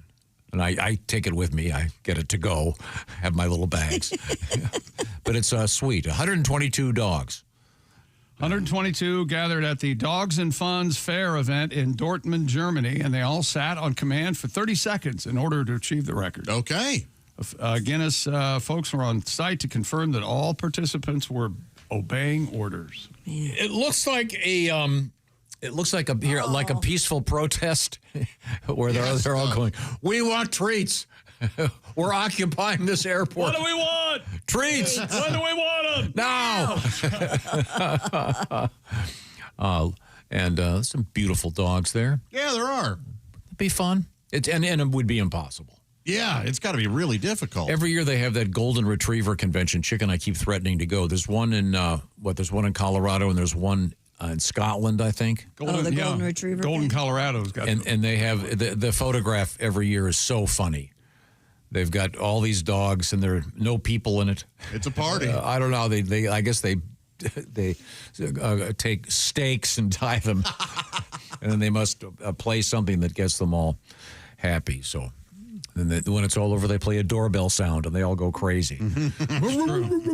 Is that sports? That's sports, buddy. Okay, thank you very much. There you go. That's Chick McGee at the Bob and Tom Sports Desk. And this is driver's seat.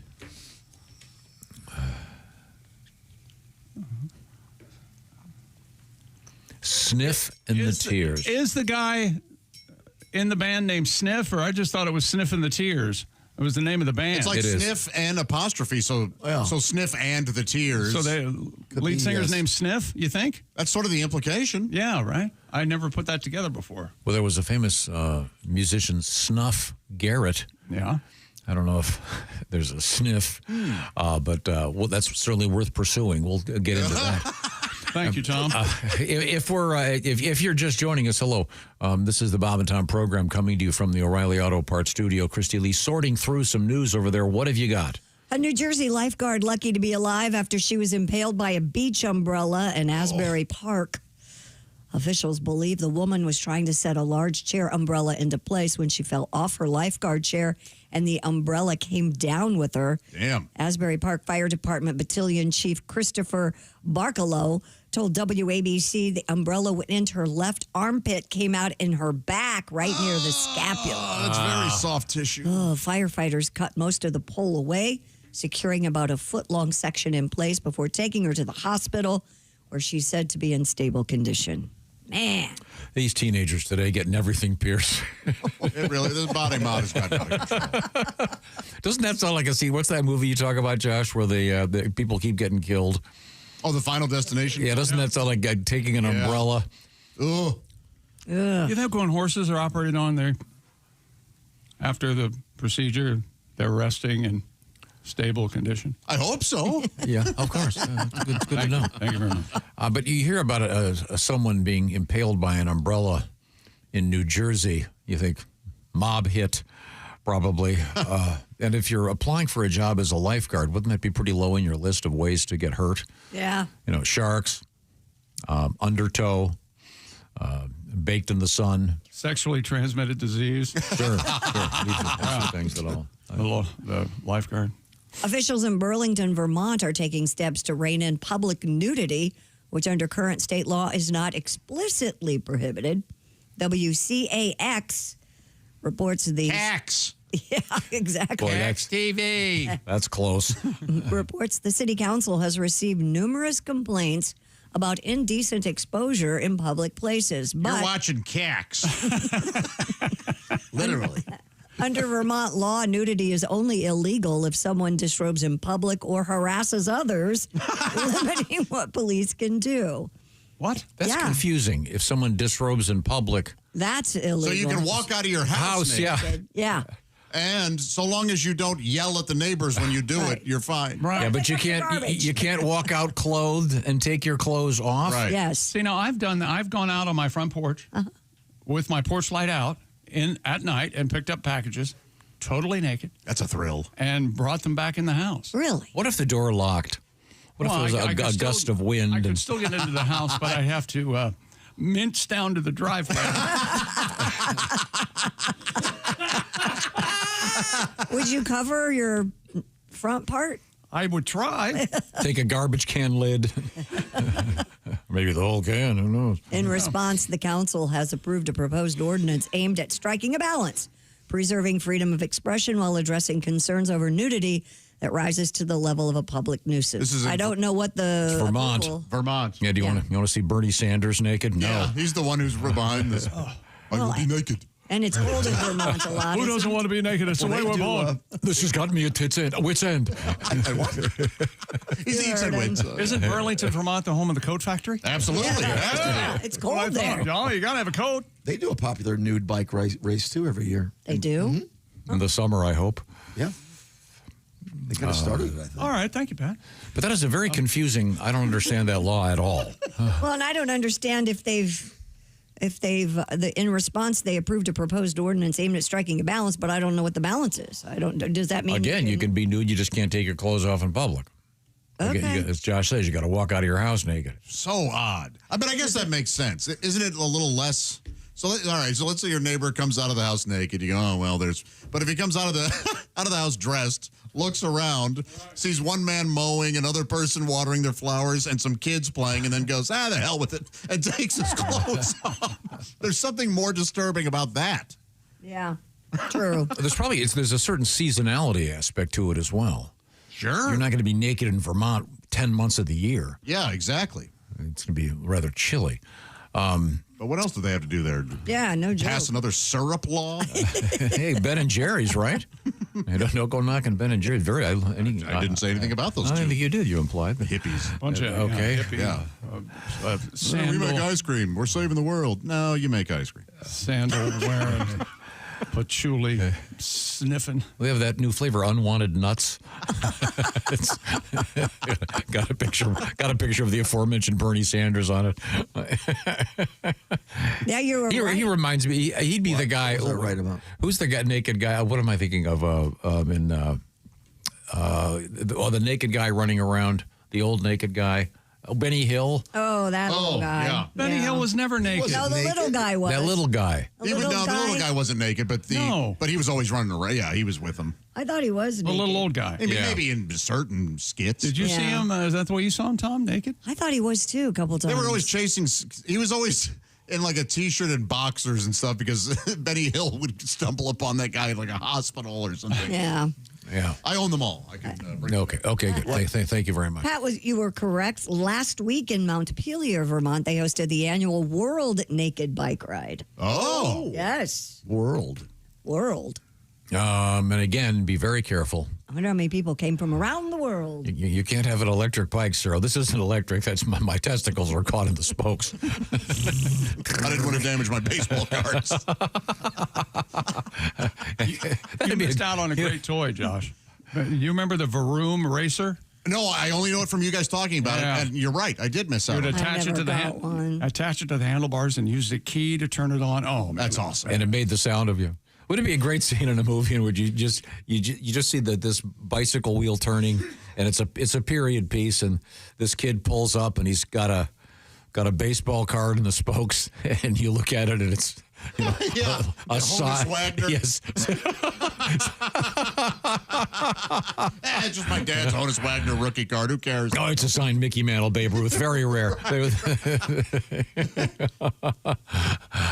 Coming up in the news, Christy Lee, what do you got over there? Coming up, we have great news if you are going through menopause right now. Are you clumsy? We have a very interesting story about that. I am clumsy. I am too. I fall down a lot. I've been told. 2 headbangs over the weekend. Oh man, that's one of them still scabbed. Didn't you raise up and hit your head? On a drawer or something. Oh boy, exactly. Yeah. That was clumsy when I'm tired. That's when I know I need to go to bed, when I start dropping stuff. Yeah, I drop a lot of things too. Yeah. Yeah. You're clumsy. We got news for you coming up. Okay, and we will also have a marriage proposal that somehow involves AI. Yep. Okay. It's We have a lot of everywhere. wedding news today, It's actually. everywhere. Okay, we're in the O'Reilly Auto Parts Studios. This is the Bob and Tom Show.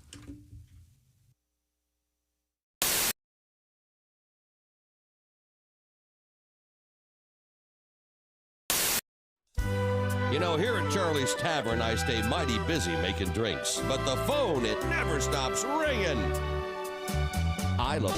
Do you know Ivana Wiener? Sorry, no, I haven't seen her. Phone rings. There it is. You know, this worked yesterday in rehearsal. Does anybody hear the phone ringing? I hear it. My headphones. You heard a phone Oh, ring? you hear? Did you hear the ring phone in ring? your headphones? Wait a minute, ring it again. Did I answer it or not? Oh, there it is. There it is. Oh, wait, I just heard it. Hello, Charlie's Tavern. Yeah, I was wondering. Hello, Charlie's Tavern. I'm sorry, I can't hear. There's someone Speak up, Dan. clearing their throat in my Hello, mic. Charlie's Tavern. What's the matter? Is it noisy in there? Yeah. I was hoping you could page somebody for me. Sure, who are you looking for? I'm trying to find a Mr. Padasso. His first name is Stuart, but they call him Stu. Stu Padasso? That's right. All right, hold on. Excuse me, everybody. Hey, is there a stupid asso here? Right here. Does anyone know a stupid asso? He's over there. I see him. I'm sorry. Right here. Someone said he just left with Haywood. Haywood who? Haywood Jablomi. No, but buy me dinner and drinks and we'll talk. Wow, that'd be a wild. That'd be a wacky twist, wouldn't it? Hey, Bob and Tom are doing it. There's the phone. The phone's ringing. The phone's ringing. Hello, Charlie's Tavern. Yeah, hi. Could you page someone for me, please? Sure. Who are you looking for? I'm looking for a Miss Fingerdew. What, do you want to kill her? First name Wilma. Wilma Fingerdew. Sorry, somebody says she's in the back room with Willie. Willie who? Willie Fisterbottom. Ooh, that's got a her baby. Whoa. What ethnicity was that supposed to be? Hell was that? I have no idea. Okay. To the quick. Who knew there were so many guys named Peter, Rod, and Dick? And if you see somebody, or if you need somebody, Paige, let me be quite blunt. Uh-oh. I'll try my best to find him, or my name's not Michael Hunt. Paging Richard Smoker. Paging Richard Smoker. Yeah, his name is Richard, but they call him Big Dick. I'm looking for a big dick smoker. Paging Richard Smoker. Is Mike Hunt here? Jeez. Paging Michael Hunt. It's not on the script. Paging Michael. You're supposed to say. Paging Michael Give me the Hunt. last part of the song again, would you please, Steve? You're supposed to say Paging Michael Hunt, then say Paging Richard Smoker. Paging Richard Smoker. Oh, yeah, his name is Richard. They call him Big Dick. I'm looking for a big dick smoker. Paging Richard Smoker. Paging Michael There Hunt. we go. Paging Michael Hunt Is Mike Hunt here? That went well. See, that really makes a difference when you set it up. That stuff, right? Yeah. The reviews are in, and America can't get enough of Chick McGee's Silac commercial. Fanatical fans everywhere are even watching it in reverse. You know, this actually kind of makes sense. Truth is, you won't be finding any retirement checks in your mailbox until you first go back into your house and log on to SilacINS.com. At the Silac website, you'll even find a special link just for Bob and Tom listeners. Hey, hold on now. This part shouldn't be going backwards. There we are. It's SilacINS.com. Don't go backwards in retirement. Look forward to your retirement. Look into an annuity from Silac Insurance.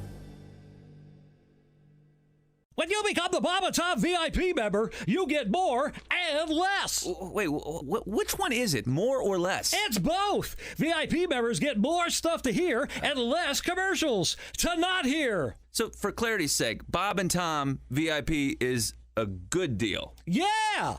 More or less. Get it? More or less. Woo!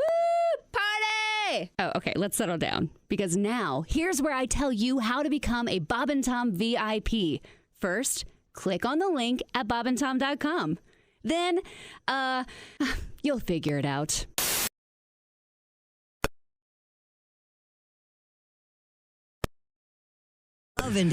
Be listening for your shot at $1,000 an hour coming up in about an hour. We'll do it 9 to 5 today at Q95.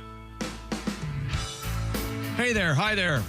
There's Christy Lee at the Silac Insurance News Desk. Hello. Hello, Pat Godwin. Hey, Chick. There's Josh Arnold. Chick. Ace Cosby. Hey. We're in the O'Reilly Auto Parts Studios. I'm Chick McGee, and hello, Tom.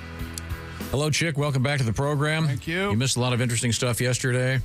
Now, today you learned on the show Hitler may or may not have had one testicle. May or may not. Are we doing history already? No, you want to do it, though? Yeah, why not? I haven't looked at it yet, but let's see. No,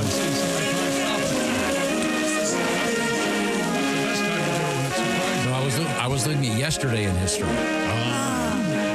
So we found out You never live in the moment. the connection between June Lockhart and the Allman Brothers Band, one of my favorites. Okay. Okay, let's see now. Today in history, we got 26. Okay. 26. Big day. Oh, is it? Yeah. The patent for the gasoline-driven car in 1894. Carl Benz of Mercedes-Benz fame. He makes a nice car. Oh, Mercedes-Benz. Yeah. Okay. The weird thing was he got the patent for a Honda. Isn't that odd? Yeah. Later on, those two countries would get together. So just more or less I thought you were going to say the rotary motor. a nameplate switching thing then. Well. Yeah, they were part of the Axle in LA. Of course. They were the Axle. Very, very good. Very good. This is a famous thing that is, there's an apocryphal story about this. And I'm sure Chick's heard this. Religion has to do with it. It's, thank you. President John F. Kennedy on this date in 1963. Oh, I know what this is. Delivered the famous Ich bin ein Berliner speech. Right. I am a Berliner. And the urban legend is that means I am a donut or something, or I have a donut. I want to say jelly donut is in there. I think. Maybe not. But that apparently is not the case. And if you've ever heard the audio, he says, Ich bin in Marilyn Monroe's Quite clear what he's trying to tell. What? Yeah. What? And the crowd screamed, "Why are you telling us?" And he said, I'm telling everyone. I slept into Reagan. Many politicians, I wouldn't mind having them turn into donuts. Let's see. 1975, Sonny and Cher's divorce finalized. And the nation wept. Was fractured. Yes. Yes. It was almost another civil war. Yeah, but they're both very likable people. Really? Yeah, I liked both. He doesn't have any babe now. Sonny Bono's entertaining in Airplane 2. Yeah. Didn't he go into politics? Yeah, he was he the mayor of Palm Springs or something. Then you have the comic singing of Cher. Or was he a congressman? They were both very likable. I think Witches of Eastwick has its place. If I could turn back time. Oh, I heard that on the radio yesterday, and I thought of you, Chick. I love that song. I was belting it out in the car. I'm a Cher music fan. Me too. Well, check yourself. Except for there's a couple like Half Breed. That's unlistenable. Yeah, I like this one. She's had a hit in every decade, I think. Yeah, well, good for her. Do you believe? Bad taste is timeless. After love. In 1984, Prince released Purple Rain. We were talking about that the other day. Okay. The recording, not the movie. Because the movie came out yesterday or something. Yeah, but never wanted. Now, movie-wise, what's your stand on Independence Day, Josh? Oh, it was entertaining as heck when it came out. Yeah, it's still entertaining, yeah. Released in 96. Man. That was a great year for movies. Boy, Was it really? man, you had your Independence Day, The Rock, you had Mission Impossible, you had Twister. I still you had have Nutty not Professor. seen. I still have not seen The Rock. What? But so far, you haven't mentioned anything that was great. Oh, I'm surprised that you get a racer. The Nutty it was a Professor. hell. Oh, dude. There's an argument that Eddie Murphy should have been nominated. He should have won the Oscar. Then sitting at the table. Didn't Jack Nicholson say that Eddie Murphy should have gotten Best Actor? Yeah, I think he did. Yeah, for the Nutty Professor. Yeah. Elvis, 1968, tapes the famous. They called it. Well, I think they called it like the Singer. And now, ladies and gentlemen, here's Tom's harebrained theory on why Elvis wore a leather jacket. Tom? Not harebrained. There you go. Not harebrained theory. What are you talking about? Oh, hang on. 1968, Elvis, he'd been making all those crappy movies and had really fallen out of favor with everybody. And he made the famous special, I believe it was called the Singer Special, as in the sewing machine or something. Anyway, he came out in black leather and sat around with a live audience. A famous... The 66 comeback special. 68. 68? Yeah. No, Pat saw it earlier. No. I got an early screen. Right. You got a way early screen. They said his management team wanted him to look more like Jim Morrison. Really? Yeah. Now you're adding his management team said it. You don't think Elvis thought of it? He was. I'm just saying. Backstage at craft services eating the aforementioned donuts.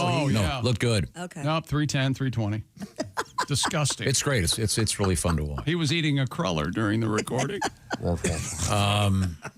I liked him in Jailhouse Rock. That was a good look. 1987, the Grateful Dead released "In the Dark" with their biggest hit. You've got to shut up about the Grateful Dead. In terms of radio play, "Touch of Grey," great video, great song. What year was that? 87. I like that one too. I will. MTV. That was one of the first things we played on CD on the radio station. How's the rest of that album? I was on the air that day. What? How's the rest of that album? I don't know. I didn't listen The to it. nicest thing I can say about it. Some good stuff. Typical. I see. How about some birthdays before we go? Yes. I love this guy, the late Ricky Jay. Man, he's magician. Who? Card thrower. I don't think I know Ricky Jay. You'd recognize him, I believe. He was in a bunch of movies too. Couldn't he throw a card through a watermelon or tried? Or, yes, from like 50 feet. Yeah. No way. Yeah, the guy was It had to be a razor card. an incredible. No. They may have been razor It was cards. absolutely a razor card, but still. What a physical feat. Yes. I mean, One of your favorites, Shannon Sharp, now announcer, born in 1968. are you talking to me saying one of my favorites? Yeah. Was a You're joke. out of your mind. I know. He's still ripped and shredded, so no one's He going likes to dress well. no one's He going to is say, sharp. Shannon, could you take that again? This time do it in English. Okay. You give him 10 words to say, you'll be able to pick out 6. And that's not bad. That's not bad. No. Chris O'Donnell, actor, Better than 50%. born 1970. Yeah, he was Robin. Sentimental. Yes, right? Chris O'Donnell. Joel Yeah. Shoemaker. He was in that movie with Minnie Driver when she was good looking. Circle of Friends, which is a wonderful film. She was chubby. Yeah. That's when she brought it. Yeah, he's the kid in Son of a Woman who takes Al Pacino around. Yeah. Ooh-ha. Oh, I'm sorry. I didn't. I thought that's you fine. didn't. 1970, Nick Offerman. Oh, we like him. Friend of the He's show. been here. He seems like a cool guy. Woodworker. Megan Mullally. Canoe maker. Yeah, he's expert craftsman. Parks and Rec. Makes canoes, and you can actually buy some of his furniture. Married to that Megan lady. Nick Offerman, yeah. Go ahead, Tom. Very manly. I'll take care of this over here. You go ahead. Oh, you think you can take care of that? Derek Jeter. Is he the one that had the... Sheets? Who's the one that had the, allegedly had the... That was Jeter. That was Jeter. The Go bag? The gift bag. The gift bag after Swag bag? After he'd shamelessly serviced some woman, he'd How was give her- shamelessly? I think it's a great idea. I do yeah, too. I think it was an awesome idea. Here, sign this NDA real quick. Here's That's some right. swag. Here's your swag bag. Yeah. Yep. Here's a signed baseball. Just Get the hell out. yeah. This is it now. We'll never see you again. You don't. Yeah. Here's okay. You can prove that I was inside you. That's right. What if you got a certificate that Yeah. said? I tied off the condom and put it in the freezer overnight, so I think it's probably going to still be One valid. player I never got to meet, and I always wanted to. Was Derek Jeter. He settled down. He's married now. Okay, and these are too kids. depressing. Let's get to somebody happy. Oh, Aubrey Plaza, fine Parks actress. and Rec too. That's funny. She's wonderful. Yeah, Ariana Grande. She can sing. Yeah, very good. Is she in The Wicked? Yes. Yep. She's I guess great in people loved her in that. Man, she's. Yeah, and not, as you would often say, it's not for me. I saw it. I don't know. Yeah, I figured it wasn't for me, but At what point did you fall asleep? Pretty early on. Yeah. No, they were still in Kansas. Well, thank you very What are we much. talking about? Wizard of Oz? Oh, speaking of the Wizard No, of Oz. I love the Wizard of Oz. Okay. Did you see where they have the big, at the Sphere in Vegas, they're getting ready for the August 28th debut of The Wizard of Oz. They're going to do a long run there. But they have the big legs and the ruby slippers, the giant ruby slippers sticking out of the Sphere right now. It's pretty cool. Huh, that's great. Yeah, I went to the Sphere once already. It's wonderful. Yeah, I think I'm going to go see Wizard of Oz there. I'm really tempted. Yeah, evidently, we got to go see Wizard of Oz. Andy? Here. Oh, you don't want to see it, Andy? No, I'll go. It'll be fine. I might not make the whole show, but I'll be there. I'll pick a night that the Packers are playing. You just want to watch the black and white parts? I just want to stay home. You know what I mean? You know where I'm living now, down the street in the hotel. Yeah, okay. Yeah, Good. you Thanks, remember all Andy. this. Yeah, okay. What's coming up in the news, Christy? Coming up, we have a lot of wedding news. We have a diver finding a lost wedding ring. We have a guy who proposed to his AI girlfriend. Oh, no. Jeff- We figured this would happen. We have Jeff Bezos. I never knew how to say his name. Getting married in Venice. People aren't happy about that. Yeah, it's this weekend. Finally, tomorrow, they're going to tie the knot. And big Scooby-Doo news. It's all happening here in the O'Reilly Auto Parts Studios. This is the Bob and Tom Show.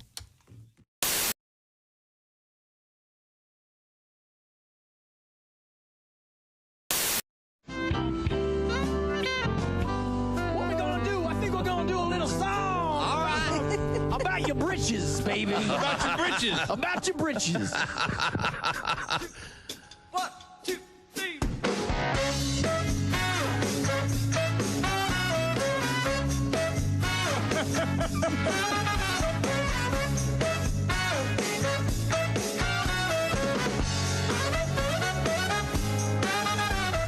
Monday, Tuesday, hump day is halfway. Stick it in the pig, pop it in the bank. Saturday's coming quicker than anything. 48 to rendezvous. I'm gonna blow a wad on you. Oh, I'm coming in my pants, my shirt, and my best suit, baby. Gonna pick your flower, gonna be there in an hour. Coming in my pants, shine shoes, and my necktie, honey. I'm so excited, I hope that I don't come.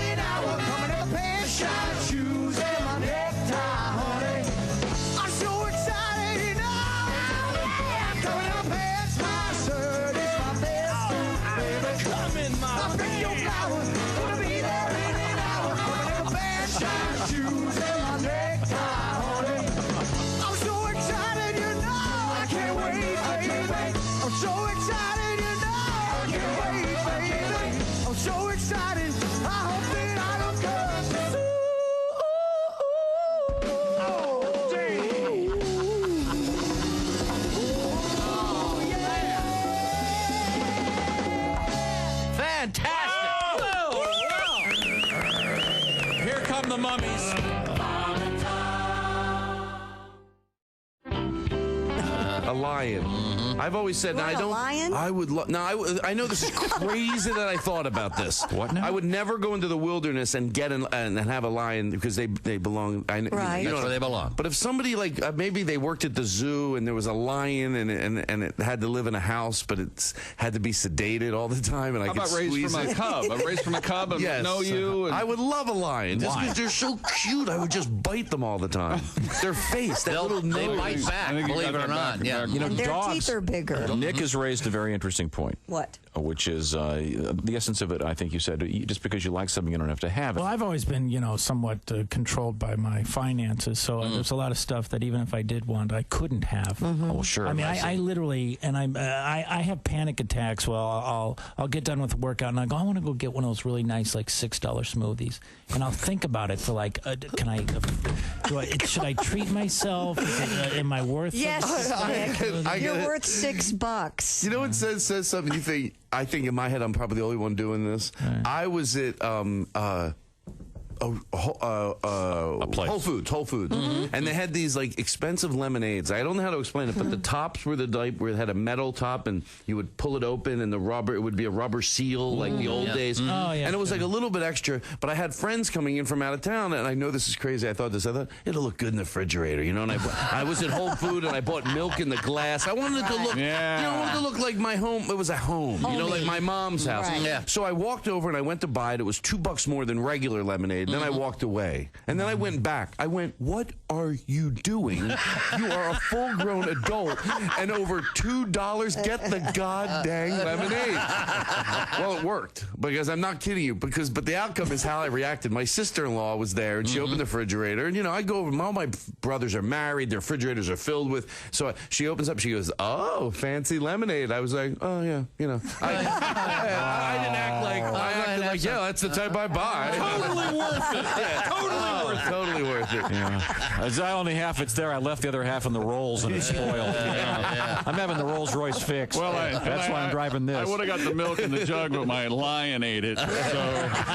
Yeah, my lion likes it out of the glass. That's right. Yeah. We all do weird things. Hello, my name is Alexa. If you have a smart speaker and what to hear, Bob and Tom Radio, just say Alexa, play Bob and Tom Radio on TuneIn. Now, you try it. Alexa, play Bob and Tom Radio on TuneIn. That's the first smart thing you've said to me since you took me out of the box.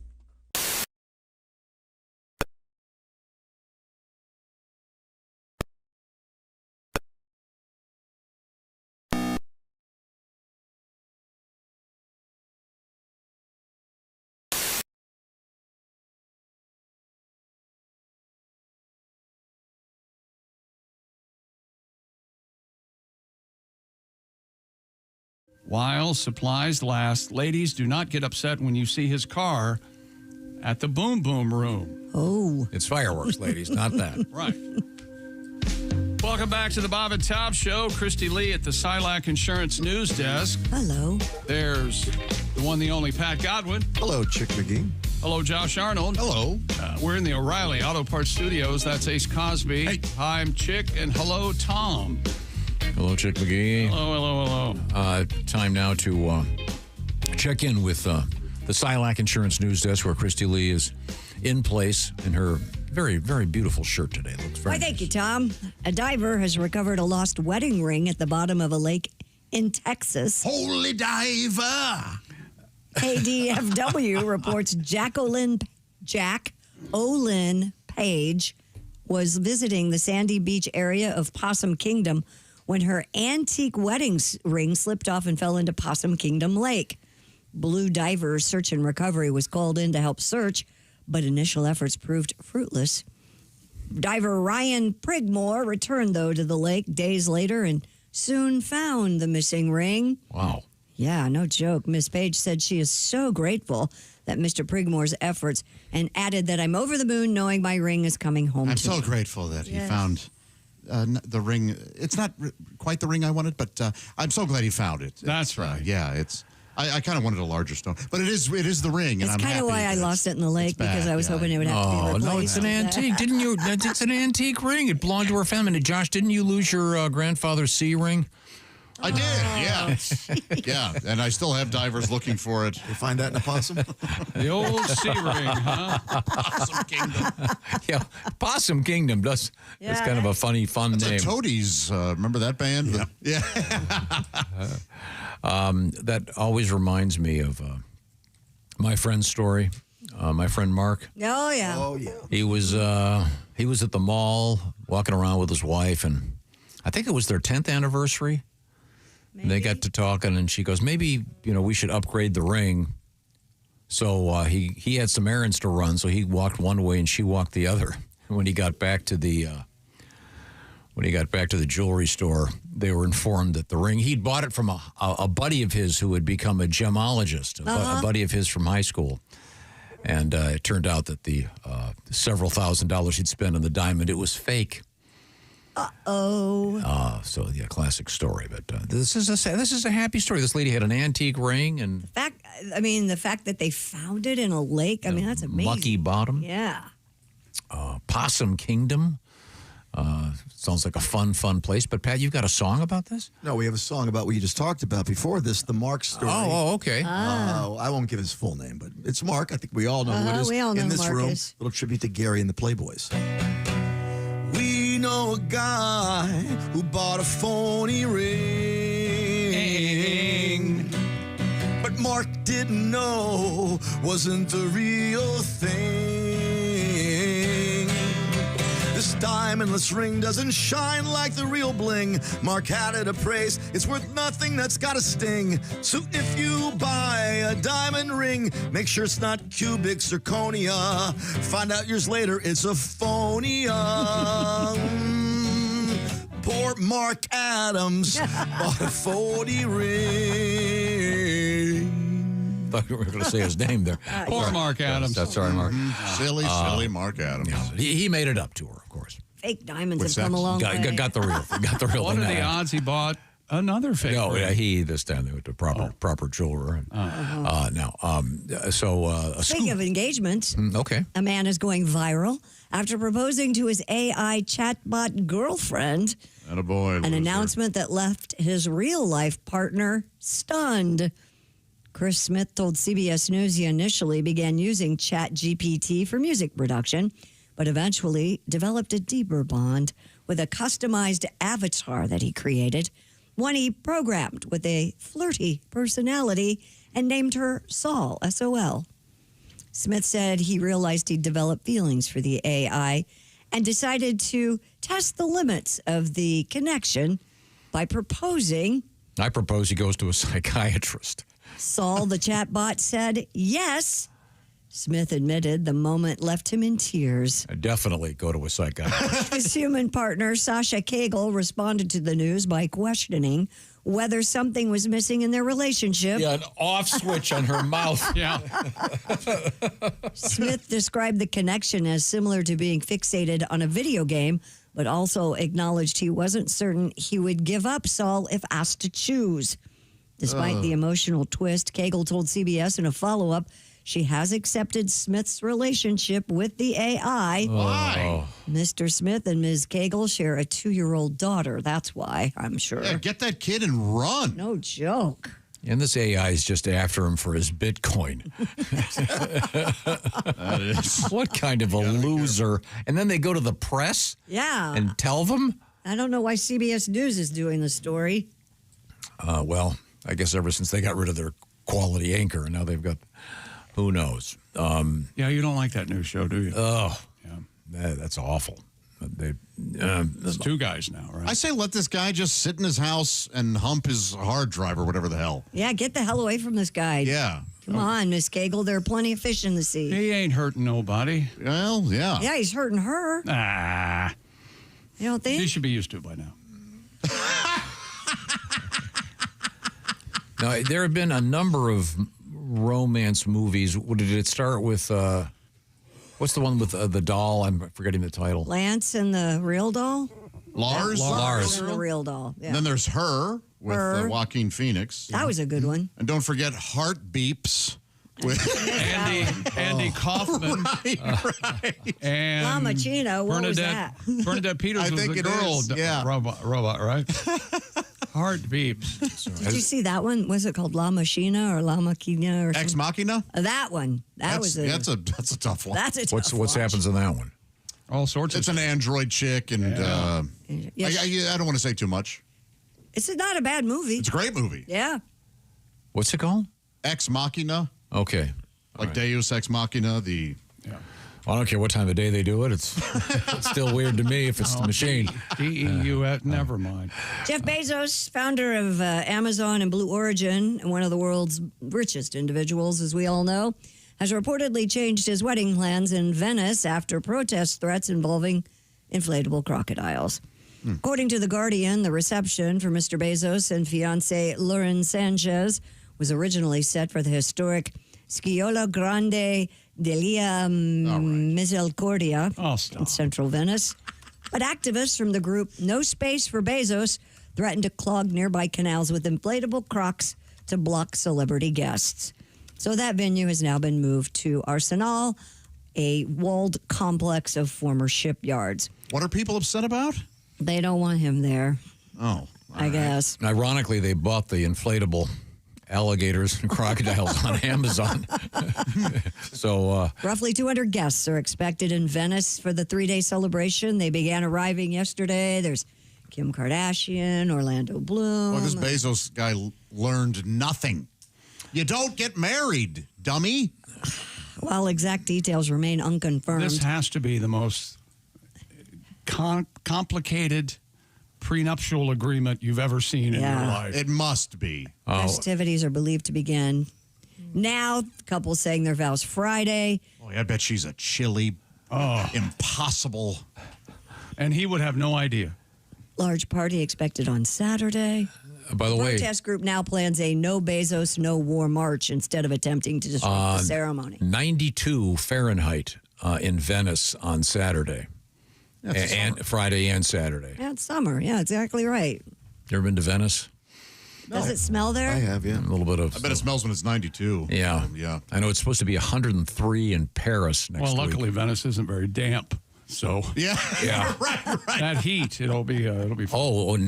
Next Wednesday, 97 in Venice. Is that considered real high or something? Yeah, that's very hot. I know Paris is supposed to, they're looking at a record 103. I think it's next Wednesday. Last time I was in Paris, it was 100 degrees. It was awful. Not a lot of central air there. Ooh. They don't believe in it. And a bunch of smelly French. What they should do is... It smells like pee a lot in the streets. Instead of these people that are going to protest, what they should do is plan to all flush at the same time during the wedding, just before the wedding goes, and just fill the canals. Ew, it goes right to the... No, it doesn't go right to the canals, Tom. I've been there. Absolutely. No way. There's no doubt in your mind.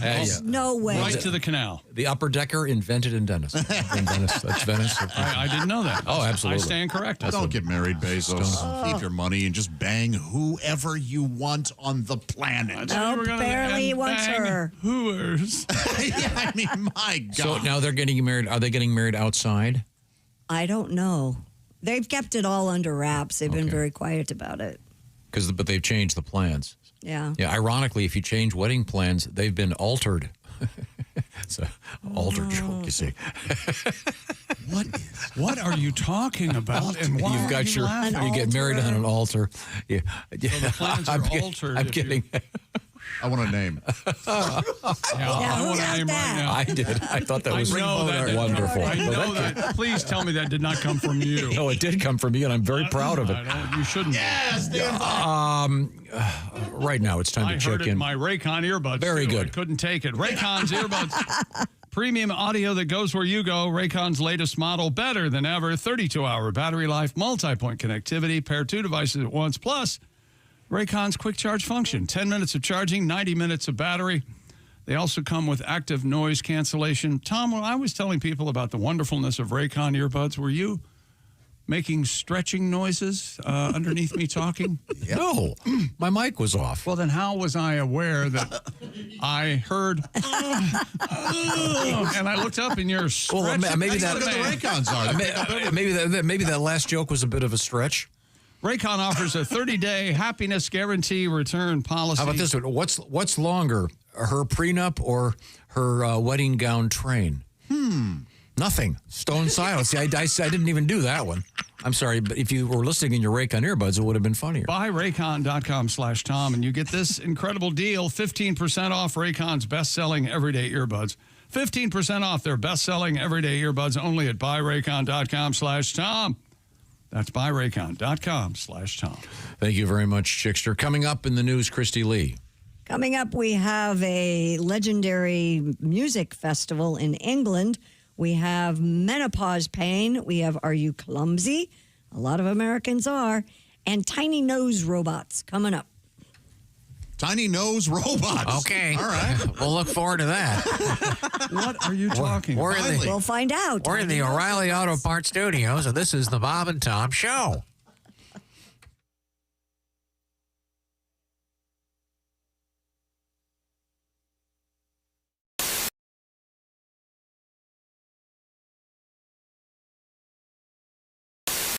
We're talking with comedians Mark Klein and Nick Griffin. Nick, anything new in your life? Well, no. I mean, I'm just out there, trying to make it work. I think you got to try to enjoy yourself. Obviously, I'm a positive guy, very optimistic. I've noticed that. That's what I like about you. Yes, I feel Is this your New Year's resolution? Yeah, I feel like 2010's your year. No, I need to be more realistic, and I feel like you got to enjoy yourself in the moment because in an hour a day, a week, it's all going to suck again. Because that's life, right? Good, sucky, sucky, sucky, sucky. You say that in Japan, and you're going to have a great time. It's true. It's just hard adjusting to the sucky part of life because when you first get to Earth, everything's sweet. When you're a baby, everyone's kissing your ass, hugging you, feeding you, and then boom, acne, erections, calculus.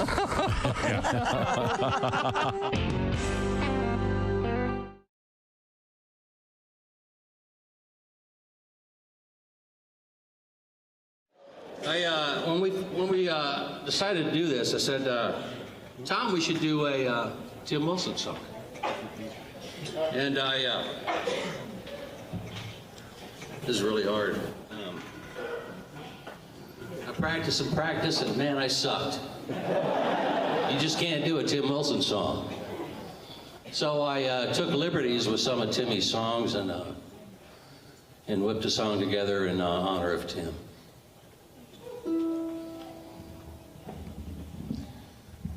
Help me get through this, folks. Can you hear that? Yeah. That's too bad.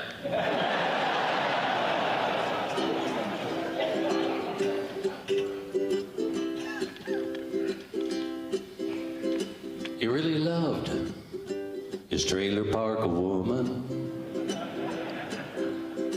Didn't care much for Dr. Phil. I'm sure he started the church league fist fight, and his ass got tired of Shaquille O'Neal. A big white hat with a black 6-string guitar. Now the heavens have their newest star. Where's my jetpack, he would say. Now he's sporting wings. And he taught Jesus Christ the booty song. We all thought he'd go to Chuck E. Cheese hell. With George Bush, George Strait, George Patton, and George Orwell. A hillbilly homeboy, I could be wrong. But I know he's tired of me singing this song. A big white hat with a black 6-string guitar. Now the heavens have their newest star. Where's my jetpack, he would sing. Now he's sporting wings.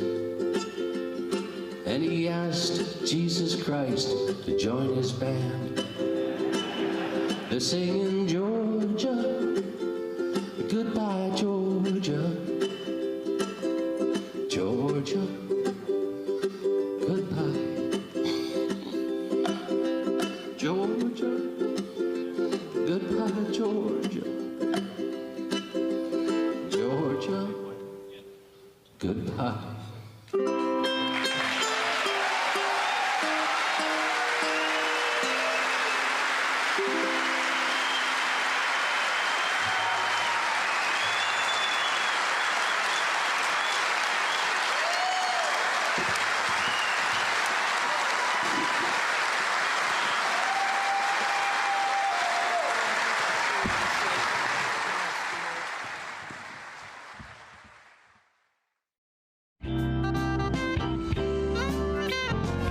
I'm watching the dating game. That's right. Mm-hmm. And here they are.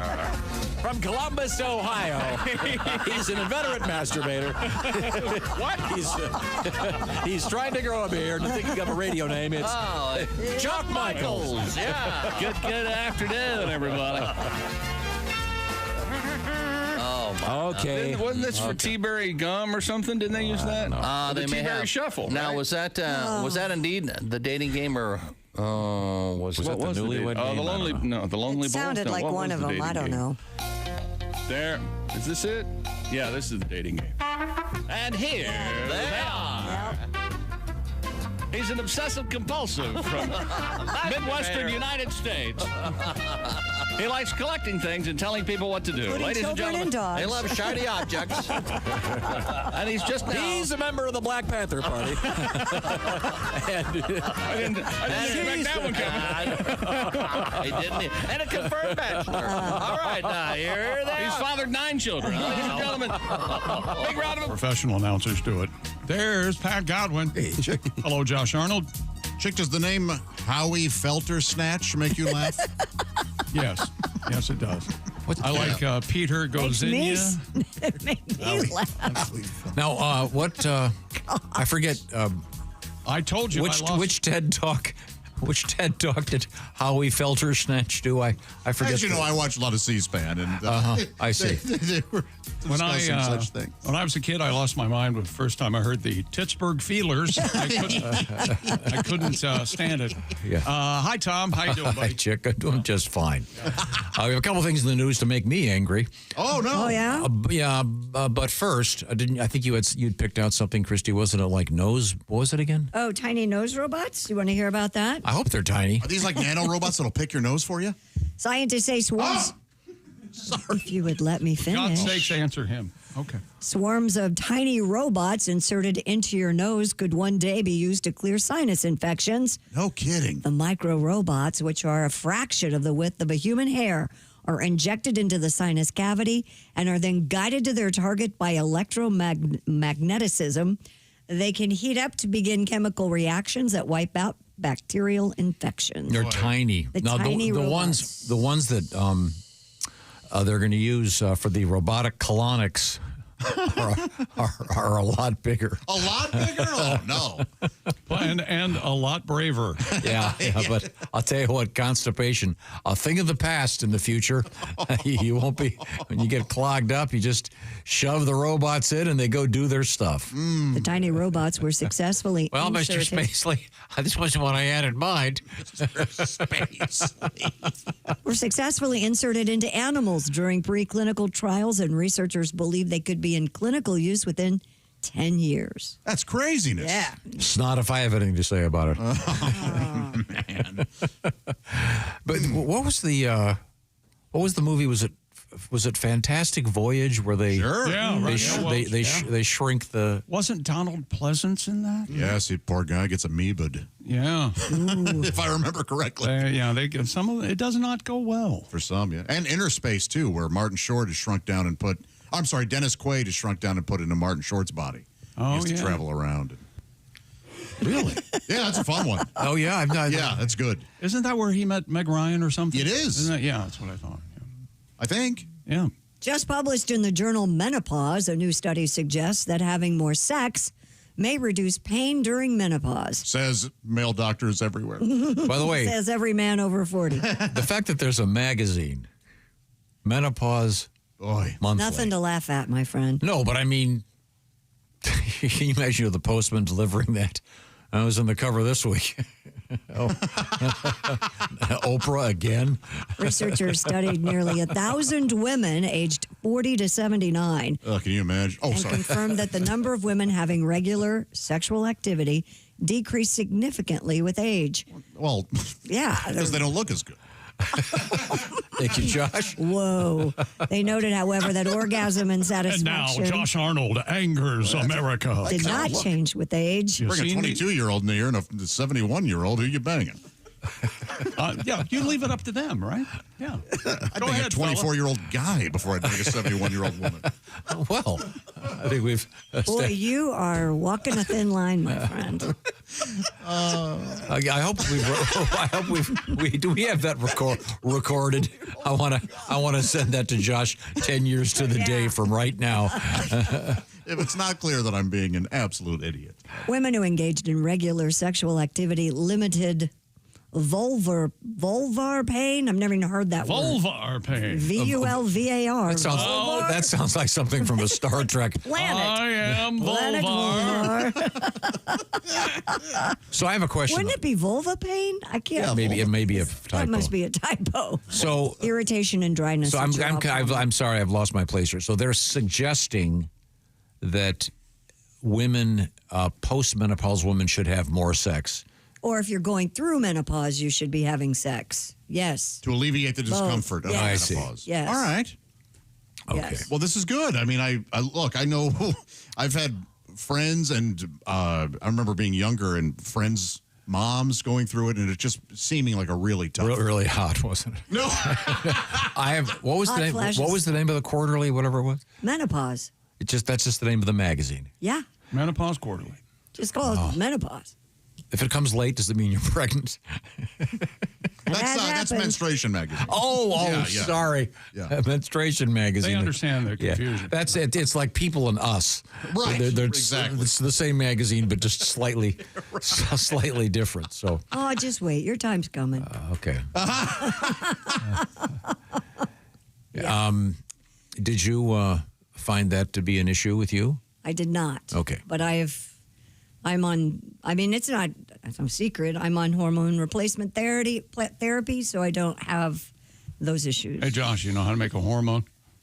No, how? Don't pay her. The classics. But it's not for everybody. Check with your doctor. I am not advocating that.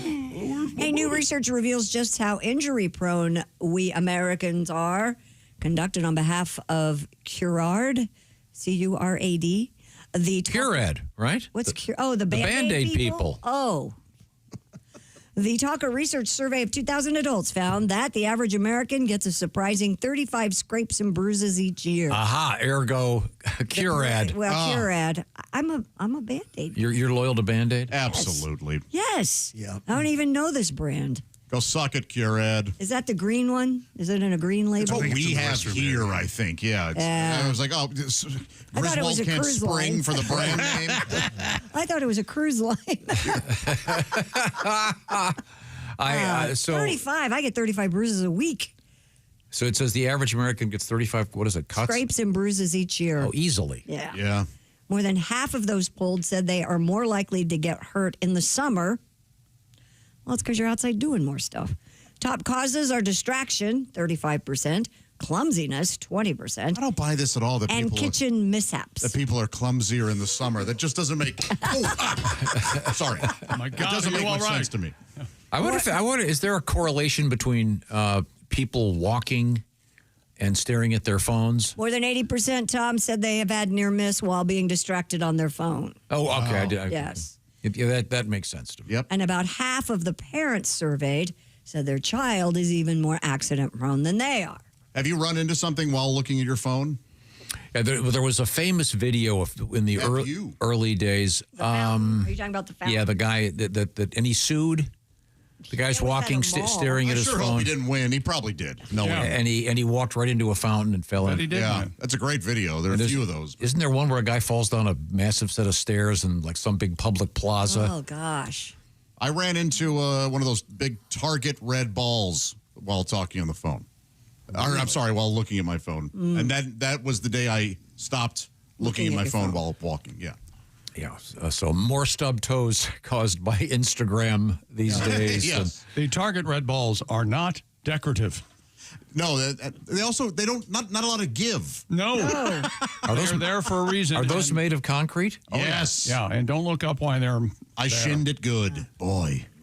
Tom, you've had to have run into something looking at your phone. Oh, probably. I don't know.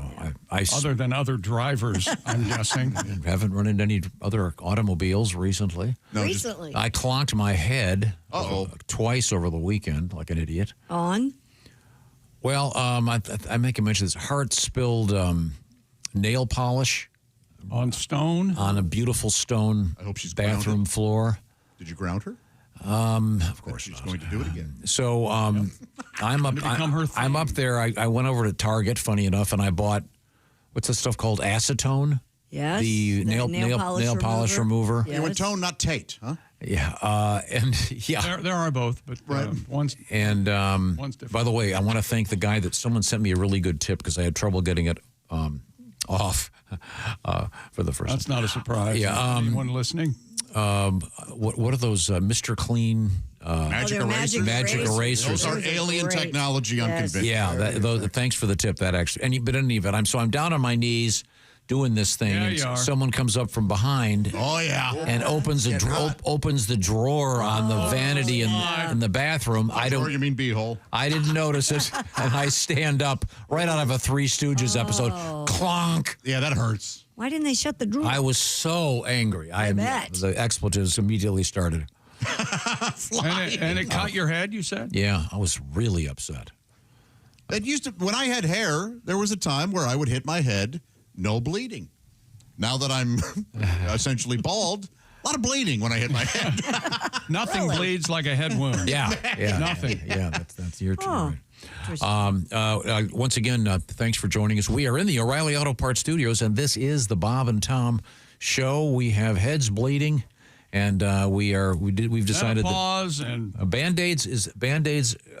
Curad Band-Aids. Yeah. Sorry, Curad people. I'm sorry. I wasn't familiar with your product. I'm brand loyal, I guess. Yeah, and I always ask for a Band-Aid. It's one of it's like Kleenex. And if there's any other product that there's such a difference between the number one brand and anything else, I can't think of one that's Q-tip is.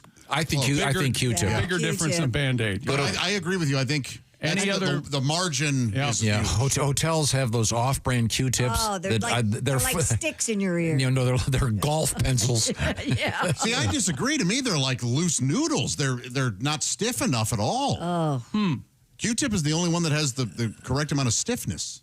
You're really getting in there. Oh, I go for brain. You're not supposed to put them in your ear, though. It says it right on the box. I mean, that's just because some Is there idiot. a bigger lie in America? Yeah, that's what we were saying. Don't put these in your ear. Okay, I won't. And I was talking to Aske about this. We got a couple of pool rafts. You know, they have the big pillow in the back. It's like you have to blow it. And they're pool rafts as opposed to the land rafts. Well, that's the difference, Josh. They float. I'll you got the raft to float. I'm just thankful that that's all the explanation we got, because I thought we were going down. I'll take a picture of it. Down the river. The pool raft, of course. A floating one. A floating. Well, there was reason. There was reason for me to expand upon it, in multicolors, which and, you members of the illiterati will understand in a matter of moments. They are a verbose bunch, your group, aren't they? The backside of them, the entire backside. Yeah. It's like 5 inches by 30 inches is disclaimer. Oh, yeah. You know, this is not a life-saving device, blah, blah, blah, blah, blah. Yeah, a lot of blah, blah, blah. There's a lot of lawyering going on in the business of making a life raft. I mean, a float. A float. Yeah, I know. Gee, see what happens there. Now I'm going to get sued. I'll take a picture. It's unbelievable. You can we want to see you your can raft. see it.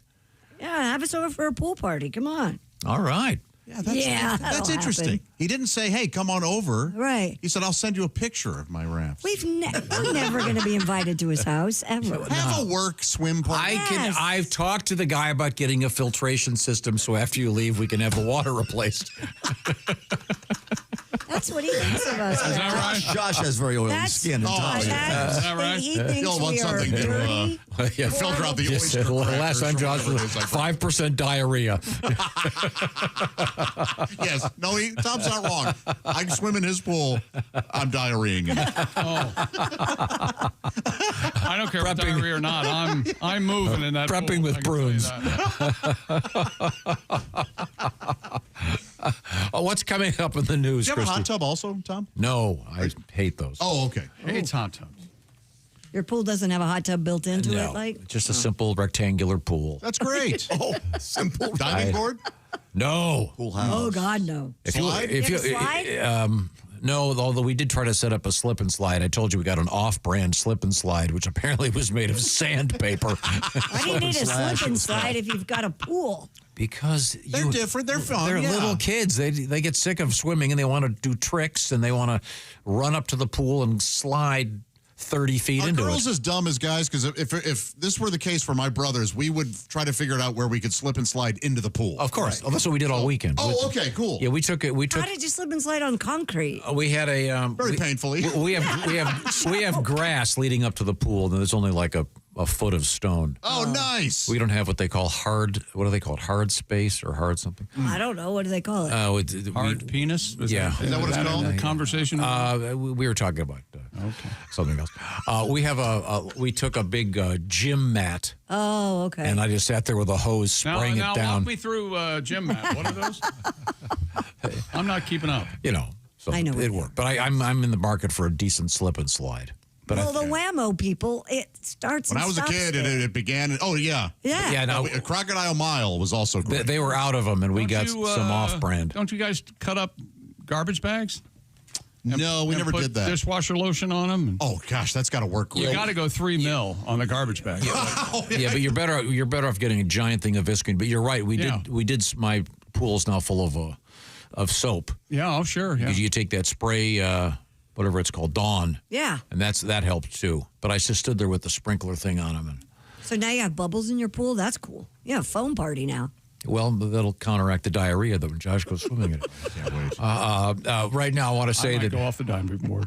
He doesn't There have is a a diving board. That's right, over the edge. I don't care. I want everyone to see me. I think to get a diving board, I think the insurance is $500,000 a year. Oh, I see. That seems unreasonable. Yeah.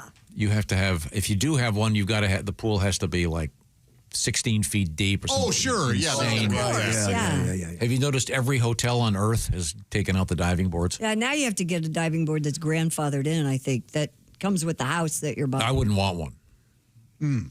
No. Well, thank you don't like fun? No, I like fun, but I don't like. Well, the diving board, what they call them nowadays, the Widowmaker. Yeah. You have the First of all, you have the Lou Gaines 3000. yeah, my lawyer's on vacation this week, so it's a good time not to have a diving board. Diving boards? We're all alive. Yeah, true. Well, What? I never learned how. I got to a dive. buddy. Really? Never did. Never learned how to dive. Oh, I can teach you. No, I'm not a diver either. But nobody wants to see a fat guy dive. Yeah, that's what I cannibal. Yeah, that's what I wrestled with. Yeah, right. But I can teach you how to dive. It's real easy. I'd have to come to your house. Okay, I will teach you. It's very simple. won't You let get us- you get we're down taping this. you get down in a little ball and grip your knees like this and just put your head down and I push you and pretty soon you'll be diving 10 minutes later. It's a very easy trick. This doesn't involve a burlap sack at all, does it? No. Oh, and a concrete blocks. on No, your but feet. the thing is All right, that what are you tying around my feet, Tom? the key to this chick is when I teach you how to dive, you cannot wear a bathing suit. Oh. What? Hey. Now you've gone into some kind of weird. You let Big Daddy talk how he talks. I like it. Go ahead, Tom. It's a free show, Tom's house. This is an odd aspect of our relationship I didn't think I'd explore. But here we are. Speaking of my house, I want to say hi to my friends at Java House, the official coffee of the Bob and Tom Show. Java House, also the official refreshments of the Bob and Tom Show. In fact, I am ready for another one of those delightful hydration drinks, they call them.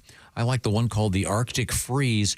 Java House, famous, of course, for their cold brew Colombian. I think that's the most popular one. Sumatran decaf, those are, of course, coffees.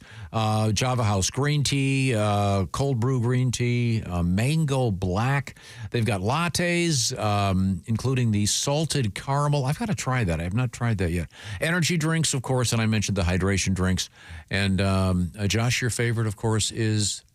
the hot cocoa. The hot cocoa, admit it. It's okay. It's okay for you to have hot cocoa. Thank you. Reminds you when you were a sweet little boy before your soul left you. I'm sorry. We can't talk about the soul right now, except to say Java House is terrific. And the key to it is it's peel and pour. You don't have to have a complicated machine. You just take this little guy right here. This is a classic Java House pod. It's a little bit bigger than a Keurig pod, but you don't put it in a machine. You just take it, you peel, you pour, you add your water, and ta-da! We've also found out weekends were made for Java House with your ice cream. This weekend, my goal is the salted caramel on vanilla ice cream. I'll give you a full report on Monday. Energy drinks, et cetera, et cetera. JavaHouse.com. Make your order right now. By the way, this is a limited time offer. I think it's expiring in a couple days. Go to JavaHouse.com. The promo code is Bob and Tom to get a staggering 25% off your order.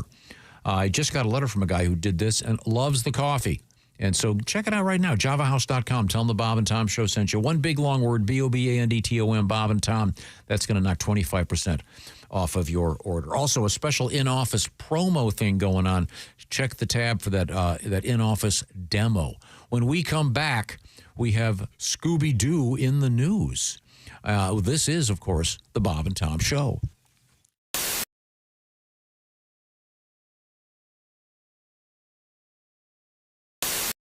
Hey, it's Josh Arnold. I'm going to let you in on a little secret. During these commercial breaks, I get to enjoy some quiet time here in the studio. That's right. That's because while everyone else is in the break room waiting in line for that dirty old coffee machine, I'm enjoying some Josh time. Yes, just me and my Java House Peel and Pour. That's right. The rest of them can spend the next 6 minutes fighting over who gets to drink from that outdated technology. Not me. I just grab my favorite Java House pod, peel back the lid like so, pour it into my hot water here, and the rest of the break is just Josh and his amazingly smooth coffee. Barista quality. That's it. No muss, no fuss, no brewer required. Smooth as can be. Hey, Josh. Sorry I'm late. I was standing behind all those guys at the coffee machine. They're blocking my way. Yeah, go figure, huh? Isn't it time you broke up with your brewer? Get started at javahouse.com and use promo code Bob and Tom to get 25% off your order. Java House, the official coffee and refreshments of the Bob and Tom Show. Oh, boy. Okay. This is the first time we've had a woman on the show, as far as I know, lying down during the program. Don't all your comedians get waxed? No. Before the show. Hey, we like to call that interviewed. We interviewed him real good. Yeah, we did. The cameramen have to look away for a second. Okay. Oh, okay. Both of our camera guys are married to it. We're so nervous to be in here. Now, wait a minute. You said the cameraman. They've just closed the curtain. And they're putting hot wax on, and she put the paper on it, and she just ripped it off. Okay. It wasn't that bad. Ta-da. It is worth it. Kelly It looks Clarkson. so good. I wish you guys could see it. Yeah, I'll bet. And now she's putting more hot wax on. Oh, boy. And Breathe, she's putting breathe. a strip of paper, and it just came off. That hurt. Have you ever seen someone this hairy? Oh, my goodness. Oh my gosh, it's been a while. This is nothing. Really? Okay, she's putting another strip on. Breathe out. And breathe out. Go to a happy place. And breathe out. And breathe out. And do I look pretty now? Will the boys date me now? Baby, look pretty. And breathe. How much are they waxing? Oh, it's I know. I'm hurting over here. All right. Now, would you be comfortable if I came in? Yeah, that's fine. Okay. To hold my hand? Yeah. Exciting and new. This is so It's like cute. Vegas down there. Can you hear me? I hear you Yes, fine. sir. Yeah. Marianne, are you comfortable with me standing here? You didn't have to say it twice, Tom. Okay. I'm going to go down here and get a good look. Okay? You go down, Can you Tom. say put the Check it lotion out, in the Tom. basket? Tom, So you don't now- have to go that low. It's not even there. Tom, you don't need. You don't need eye. What is that? Oh, Tom got Oh, look at that. Dazzled. Oh, I got a little on me. Yeah! This is very sexy. It is. It's great. I need a picture. Okay, well, we'll get plenty of pictures. Oh, look at.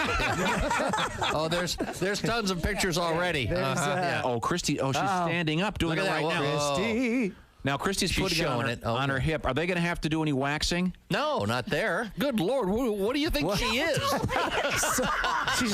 She's not Harry and the Hendersons. Good Lord, Tom. Sorry, I'm just asking. It looks nice and smooth. Seriously, what is your impression of the average woman? I mean, seriously, this is just amazing. Now, They're what covered in hair. What design are you getting, Christy? What is that? Sorry, what, Bob? What design are you getting? I'm getting a snowflake, but apparently they're going to enhance the snowflake. Oh, okay. Maybe put a snowman in there eating it. You'll have to come to Wisconsin to find out. Oh, there you go. All right. You're going to eat it, just like it said in the story. I was part of the team that launched the first low salt, low sugar peanut butter into the category. It was called Simply Jif. It was targeted towards diabetics. I wanted to call it type 2 peanut goo, but yeah, of course you don't feel good, Greg. You ate an entire rotisserie chicken at 11:30 at night. You shoved the whole thing in your fat face in 6 minutes, Greg. I think you ate the rubber band that holds the legs together. Man, come on. My birth certificate? That document is 54 years old. I also don't have the Declaration of Independence. Because I don't know if you've ever seen an organic peanut butter kid go off the deep end. It is not pretty. Okay, these kids, they spend 18 years eating it, then they go off to college. They have one bite of a Jif sandwich. 6 weeks later, they're passed out on a park bench with Nutter Butters all over their face.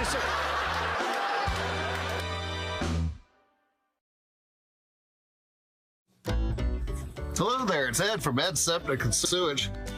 I'm here at this poor SOB's house. He got quoted $20,000 for a new system. I'm doing that same system for him, $500. I know what you're thinking. Ed, how can you do it so cheap? Well, first of all, this machine, stolen. That saves me a ton of money. Secondly, I'm not licensed or bonded. That saves me tens of thousands of dollars a year. So if you need a cheap septic, call me, Ed Septic. When things get hectic, call Ed Septic at the number below.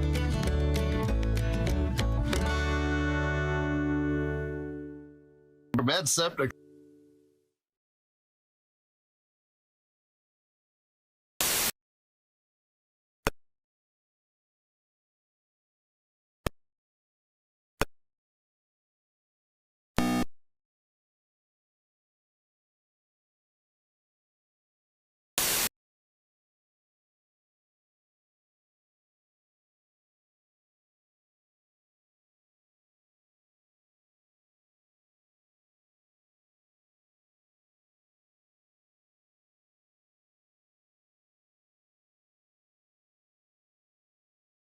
Stand-up comedian, very fine actor, and now a judge on America's Got Talent. Howie will be there in person July 12th.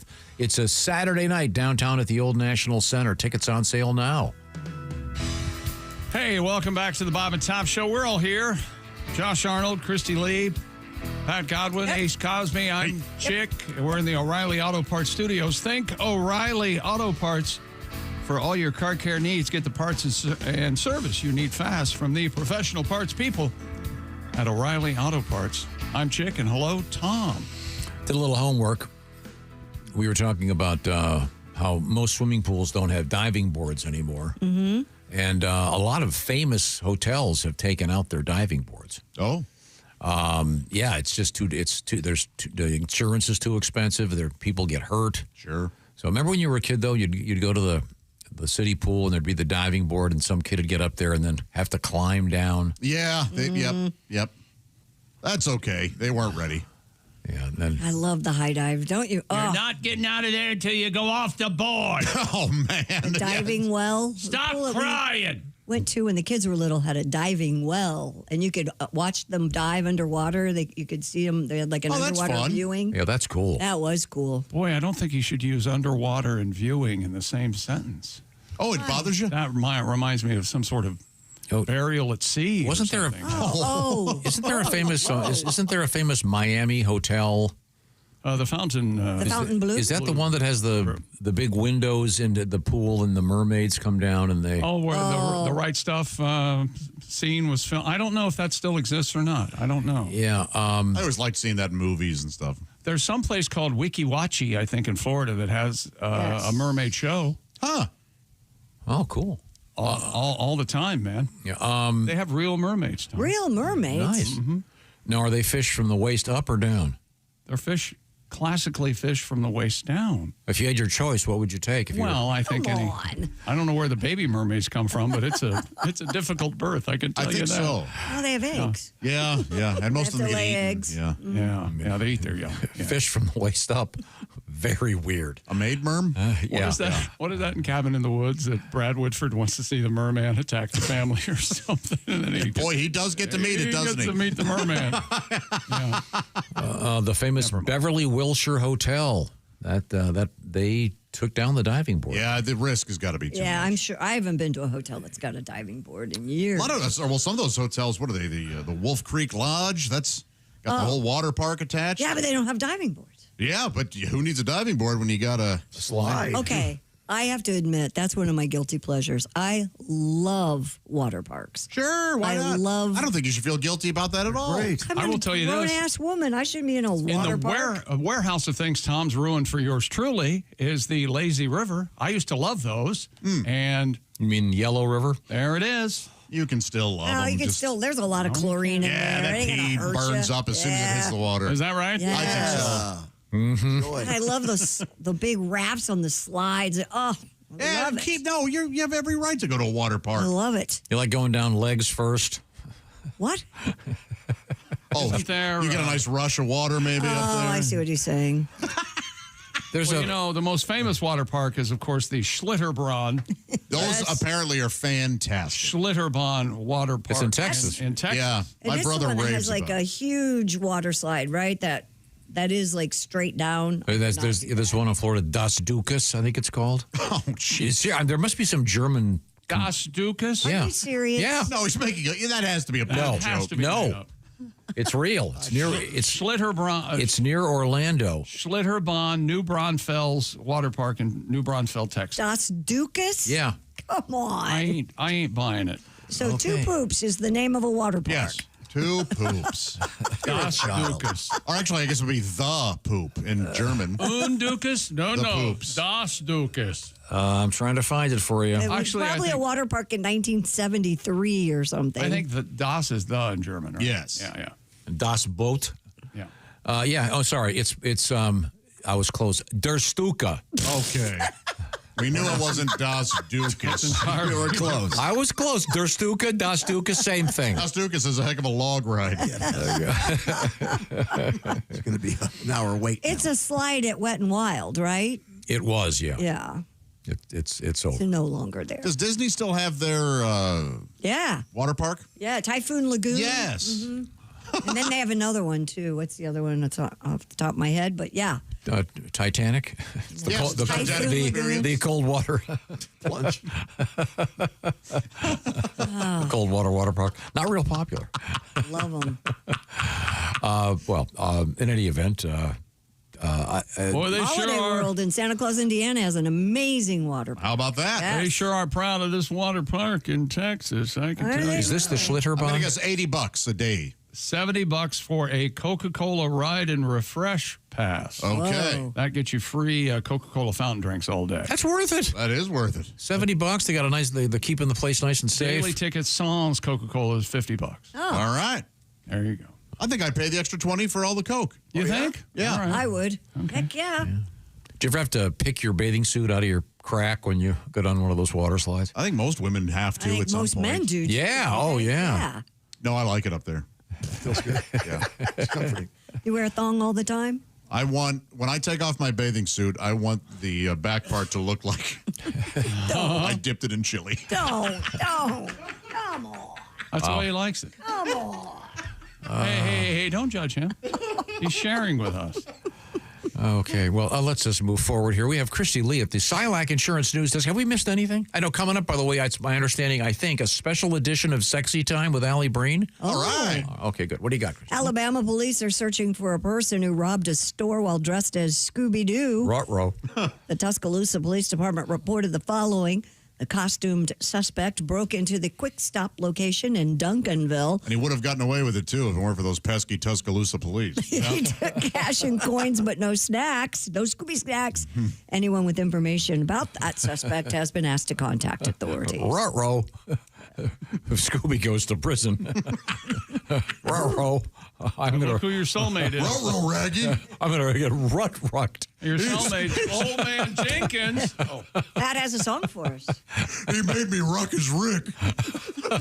Oh, right. I thought rucked was a pretty bad word. I think yours is... That's what happened, all right. Yeah. Pat, Ross my Rowrid. save us. Frank here, old blue eyes chairman of the board. Hi, Frank. Took this song and ran with it. Added a little bit to the story here.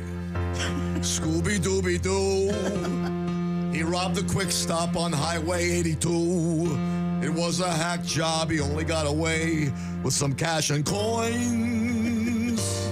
I only saw his eyes. Behind the mask, he didn't steal any Scooby snacks. He's been on the run for days. He could be in Des Moines. We've abandoned Melody and He shut up, slept outside at night. Still dressed like Scooby-Doo, woke up to the sight of a bear without a clue, who's on him doggy style, with a slob and grisly smile. A park ranger saved the day and shushed the horny bear away. What just happened? He realized he almost got sodomized. I told you I took the story and ran with it. So Scooby-Doo's now Scooby-Doo. He's in Yellowstone Park now. But it's a long story, Tom. I only have one verse to get it all in. Gotta leave some things out. Like What the hell is going on? But the bear was out of sight thanks to that ranger in the night. he just wanted to get to Ranger in the night. The ranger was in the story, but you weren't listening. Oh, no, yes, you're right. So Scooby-Doo ends up in Des Moines? Yes. Okay. Did he get sodomized by a bear? I thought... Wait a minute. Was it ever a dog? I lost that narrative. In your song, though. I thought it was in Alabama. He started He's in on the Alabama. run. He's on the run. They found him in Des Moines. Of course, because, I mean, when you've robbed something, everyone runs from Alabama. They head straight for Des Moines. Why wouldn't you? Rhymes with coin. That's why you got it. Ranger in the night. So it was all to get to Ranger in the night. Oh, yeah. Okay. I enjoyed that very much. Scooby-Dooby-Doo. Well worth it. Well worth the wait. Thank you very much, Pat. That was fun. We'll do it again when we come. A special edition of Sexy Time coming up. And Al Jackson will be our guest. And I want to say Al is going to be doing a live stand-up Cincinnati coming up. July 4th weekend. Yeah, okay, good. Very good. We'll find out about that in just a few minutes. We are in the O'Reilly Auto Parts Studios. This is the Bob and Tom Show.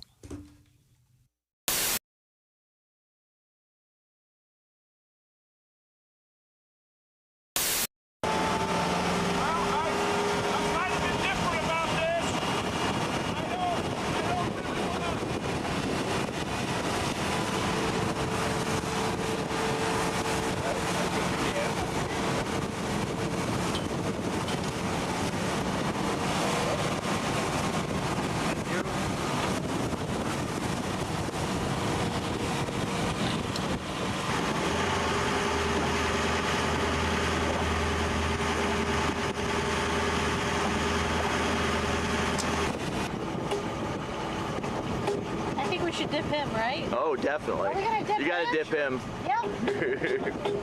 He one's down, maybe? Is that what we're doing? Or is that just a hello? Everybody to ice! I'm talking to ice! Bugs Bunny to oi. There he goes.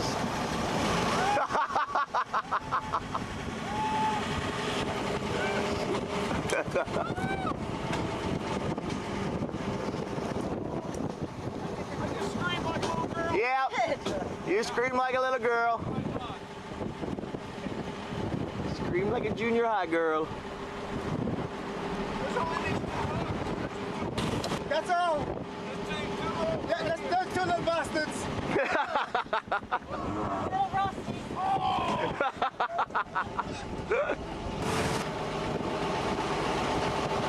Now, before we let you in, I got a couple of questions I need answered.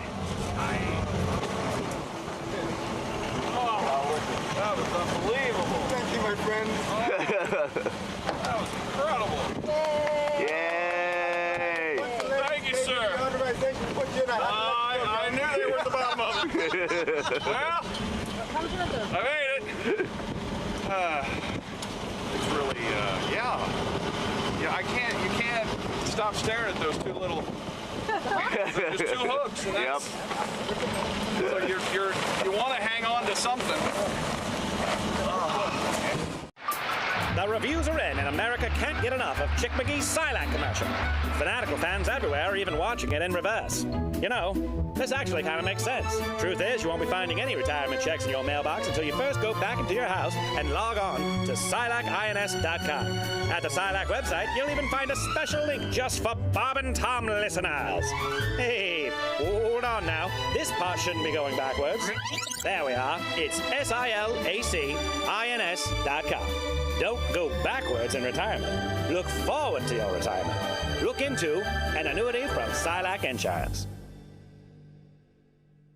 Just like every other comedian ever, I, too, have recently broken up with my girlfriend. So you had to let her go from the van. I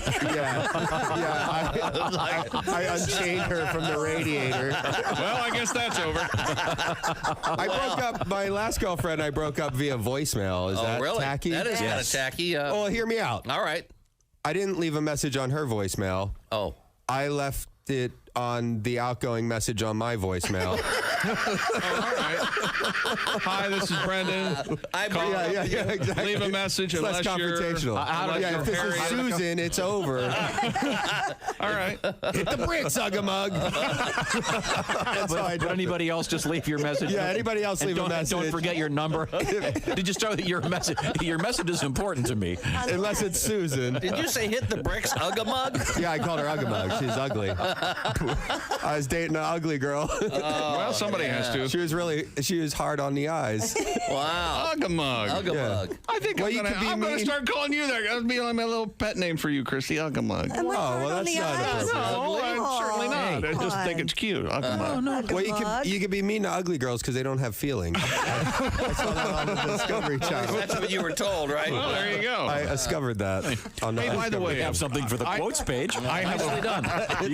Usually you don't make the quotes page in the first 10 minutes, but you just did.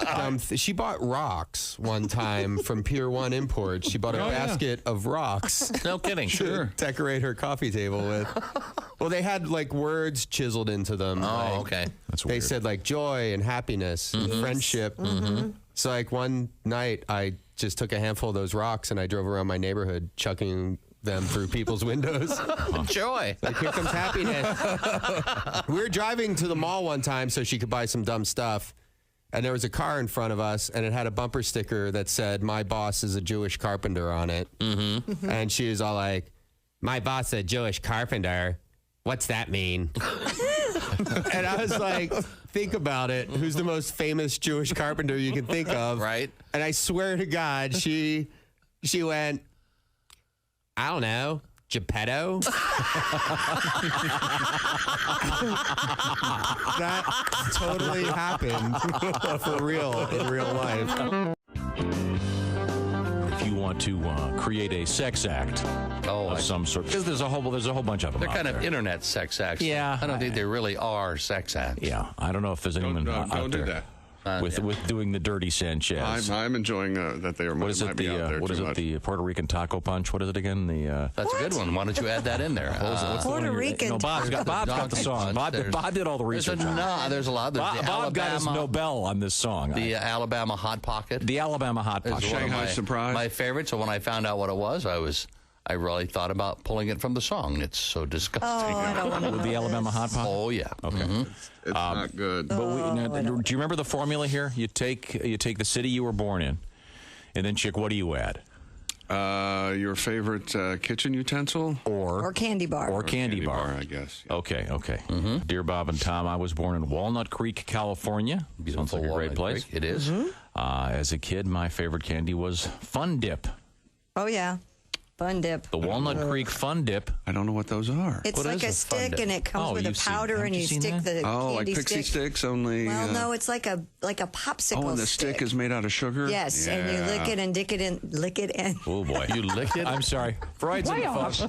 They heard that. I'm sorry. Freud was calling. Dr. Freud. Oh, my God. We went from Sinatra to Neanderthal I have man. an appointment July 14th. It's the Generator Supercenter. Call them and say, what Yes. the hell is going on? Hey, welcome back to the Bob and Tom Show. Christy Lee at the Silac Insurance News Desk. Hello. There's Pat Godwin. Hey, Chick. Hello, Josh Arnold. Hi. Ace Cosby's here. We're in the O'Reilly Auto Parts Studios. I'm Chick. Hello, Tom. Hello, Chick. We're going to hook up, I think, with comedian Al Jackson in a matter of seconds. There. Oh, whoa. It looks like Blade Runner. Hey, Al, what's going on? Are you in your new home? I am, slowly but surely. It's coming together. I couldn't be happier with my new space, and I'm going very Terminator 83 with these glasses, man. Here's the thing, Al. I don't know if I can explain to you how scared Tom is right now of what he's seeing on the screen. Every suspect Tom has described to a police officer standing on his front lawn. Do you have a black light on your... It's the O-ring thing. Oh, because it's kind of a purpley. Yeah, it's like a weird glow. You've got these giant mirrored sunglasses on. It's summertime, baby. You know, these are boat glasses. Either you're an infielder for the Red Sox, or you have a boat and you're out like in the Panhandle. These are Panhandle boat glasses. Yeah, that are your welding. I mean, those are seriously large glasses. Wait, really quick, is anybody watching Poop Cruise on Netflix? We were just talking about it off the air. Just talking about it. Okay, I used to work on that boat. Yeah. No, I don't know anything about this. Chick or somebody explain it to me. This is... that entire cruise, how long were they on the boat, Al? They got trapped, all the people on the boat. They got trapped. My girlfriend won't watch the second half with me because she's like very particular. So like I watched till they're at least on day 5. I think it was 7 days. But I think the last 4, which is day 4 through 7, So this isn't like, this wasn't a cruise sold to people with scatological tendencies. Well, no, but they were mammals. No. Right, we had the story. Yeah, we talked about it as when it was happening. Yes, they were stuck there, remember? And there was... What, they got dysentery or something? No, it's just the power was out. The toilet. And they had to poop. They pooped in buckets, buckets and bags. Did they toss it overboard? Some, but I guess some people were keeping it in like these biohazard bags. And you know, like for as much as it's like a giggly topic, like it's biohazard. And like when a bunch of people do that, then you can get dysentery and a bunch of people get sick and you're in close quarters. And that turns it into like the 1300s real quick. Wow. Was there a comedian on the ship by the two of them? I asked my girl that, Tom. I was like, I wonder, it's so interesting how entertainers look at things. Like some people are like, wow, the cruise is stuck in the middle of Atlanta. I was just like, who booked that? Al Pat knows them. Yeah, I think it was Wes Nagel and Billy D. Washington, actually. Oh, Billy D was on that? I know Billy I think D. so, yeah. So they don't interview him during the documentary? I haven't seen it. Because usually with those cruises, the comic is the go-to. We are the, like sometimes on a football team, the quarterback and the backup quarterback will get hurt. And then they're like, well, we got a running back who played quarterback in high school. Like that's how the comic has to be. If the seas are too rough, and the dancers can't perform, or the performers like the flame swallowers can't perform, then the comic has to go back out there. So I wondered if they put the comics out to try and give a little comedic relief. Because I heard they nobody added shows actually. Yeah. So I'm sorry. So the ship had no power. Is that what you're saying? Tom. Yeah. 0. And did they eventually get towed back to shore? What How happened? do you tow a cruise ship? With a big tugboat. Yeah, big tugboat. I'm assuming they did, but I mean, it looks like from where I saw them at when I stopped halfway through, they're in the middle of the Gulf, Tom. And Like this is a ship that you have actually been on? Many. I performed on the Triumph a bunch of times. Wow. Leaving out of Galveston. Yeah, man. And it's, that's the thing is, you're like, well, go get a tugboat and pull it in. Man. Cruise ships only move, what would you say, Pat, at between 20 and 35 miles an hour max? That's a good question. I don't know the answer. They're pretty slow, aren't they? Fairly. They're slow, yeah. They're not like, oh, we'll just zoom back home and grab our keys. Like, once you're out there, bro, it's a wrap. Wow. And this is on. But then the toilet's all backed up, and there was a problem, and they couldn't get off the ship. Wow. Talk about the poop deck. Mm-hmm. Why would anybody want to watch a documentary about this? No, everything goes wrong, and Yeah, but probably interesting. Why? I don't understand. Why didn't they just heave it over the side? What, the poop? I don't think you could do that. Why not? They bagged it up and bucketed it up. Yeah. I don't know why they didn't heave it over the side either, but you got to remember, Tom, not everybody is as young and spry as you. Some people need help getting to the bathroom. Some people are 4. And especially Some on a people are cruise. drunk. Okay, here you go.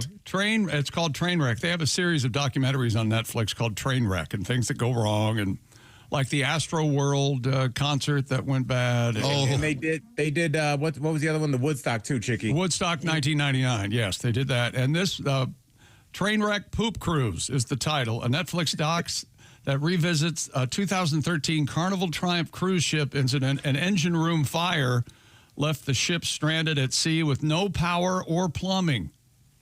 Whoa. It happened in February of 2013. It crippled the ship, leaving it adrift in the Gulf of Mexico for several days. No power, the toilet stopped working, leading to a buildup of sewage and unsanitary conditions on board. Gulf of America. Thank you. I wondered who was going to do it. Yeah. Carnival Cruise Line, though, has said it's a teachable moment. Well, hey, you got to take something out of it. So there you go. Yeah, well, I hope they interview the comedians. We That's should all. do something about this poop that's laying around. We should come up with toilets. Yeah, they it's interesting though, with the toilets and the no lights made the headlines, but I think the lack of food. You can't take that much food, perishable food with you on a cruise like that. So you have to really be assured that it's going to work out well.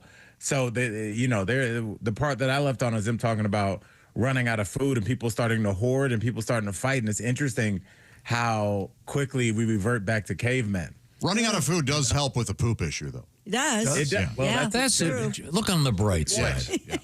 Yeah. Okay. Thank you, Josh. What is it? I've always heard that supermarkets, grocery stores, if they don't have like a delivery of food, they run out in like 6 days or something. They No only have kidding. 3 to 6 days. It's like an of food. astonishingly short window. Something like that. Wow. Yeah. Yeah. It's perishable food, brother. And it's what did they also say? Like without electricity for 3 days and the world would kind of start to come apart. Like 3 days of like missing meals and darkness and they'll be a knock Can we at your not door. talk about this? I'm getting really depressed. Are you going on? Oh, hi, Tom. How are you, buddy? Oh, good. Why? You going on a cruise? In February. Oh, they'll have it fixed by then. Oh, yeah. The technology they're working on now. I heard they got duct tape. I heard about. They'll be in full swing. They're going to get that thing fixed. Al Jackson's our guest. Al, it's next weekend. You're in Cincinnati. Is that correct? I am. I'm at the Funny Bone next weekend, so come check out me and Willie. That's July. What is it? Are you doing a Friday, Saturday? What is it? Yeah, we're doing the 5th and the 6th. So we're not going to try and go heads up against our nation's birthday. So we're going to let everybody hang and catch the fireworks, and then come check us out on the 5th and the 6th. Al Jackson and Willie G, which could have been a blues duo in the 50s. Like, you can't even tell which one of us is black with our names. He's It only right. goes by Willie G. Oh, very good, very good. Well, thanks, Al. It's always a great pleasure. We'll talk to you again soon, probably next week, I'm hoping. Okay. Yeah, see you next week. No. Those glasses really threw you, didn't they? Oh, it did. Yes. They sure did. I can tell. You're really, really funny. You know that? Well, those are weird. There was this like reflection coming off the glasses. It was like a video game. It was cool. Yeah. This was distracting and unnecessary. Yeah. Really. Yeah, really annoying. Yeah, I could tell. This portion of the Bob and Tom Show brought to you by our friends at the Silac Insurance Company. Now, let's see. What are we talking about here? We're talking about you. And when you retire, how about a steady paycheck that you can count on? That's the important thing. And Social Security, God knows if it'll even exist in the future. You can't count on that, of course. But you can count on something called an annuity. And the way that works is, well, first of all, you don't have to worry about the stock market tanking because these counter what they call market volatility. With an annuity, that cash is going to come in. You don't stress about your retirement money running out. With annuity, that won't happen. You cannot outlive your money. So get the details. Some restrictions apply. See what I'm talking about. Learn more by going to silacins.com, and that's SILAC. Maybe Frank could sing that. SILAC. What's happening? Okay, sorry. SILACINS.com. Another easy way to get that information about annuities from Silac.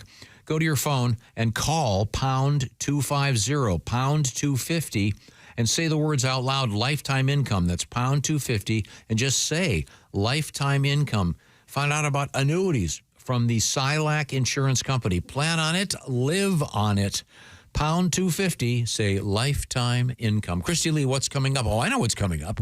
A special edition, I forgot about this, of Sexy Time. That's right. I mean, Sexy Time. With Allie Breen up next. We are in the O'Reilly Auto Parts Studios. This is the Bob and Tom Show.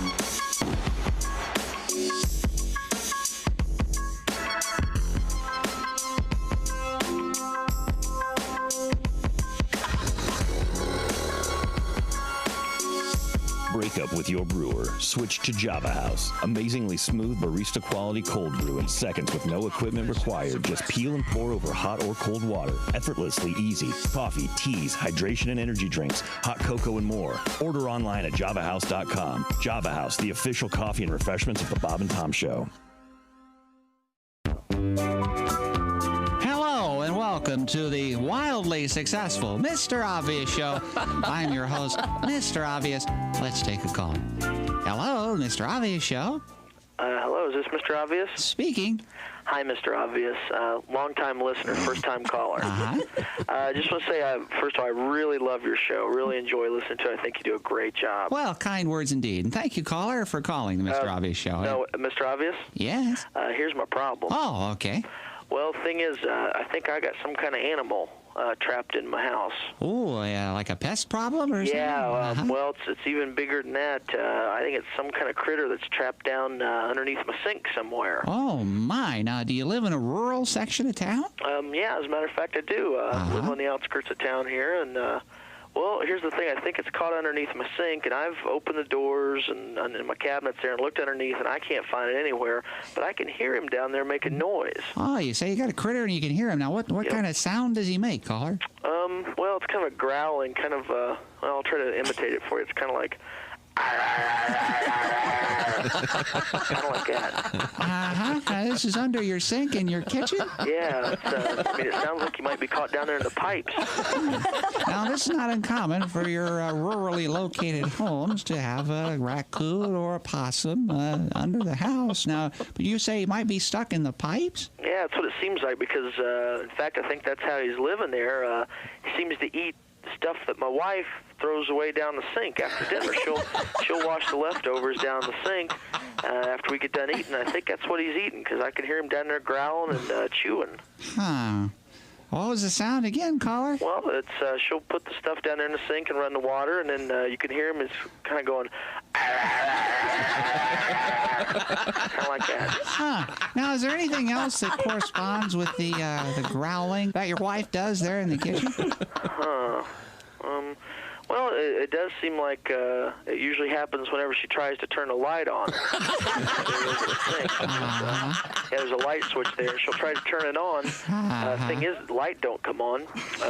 I think the light bulb must be burnt out or something, but I can't even find a place to change the light bulb on it. Anyway, she'll try to turn that light switch on, and you can hear him down there just seems to make him mad as anything. This is in the kitchen under the sink, right? Yeah. Yep. And, I figure he's caught in the pipes. Right. So I figured try to get him out of there. Well, I reached down there with my hands when I heard him growling. And I mean, that thing about ripped my fingers off. Bit into me. Boy, it hurt. Well, I think I know what your problem is, caller. It's a garbage disposal. So, is that something like a raccoon? No, caller. It's No, it's something littler like a mouse. No, caller, it's a machine that's hooked to your drain pipe there under your sink that chews up food that makes it rinse right down the pipe there. It's an actual machine. It's not an animal at all. Huh. Yeah, that's what it is. I never made the connection. She does use it to get rid of garbage. There you go. Sounds like a critter. Just, I know, yeah, it's not a critter. Thanks for calling, though, caller. Mr. Obvious? Yes. You're a lifesaver. Thank you. That'll do it for this week's show. Thank you, and good luck from everyone here on the Mr. Obvious Show. Oh, boy.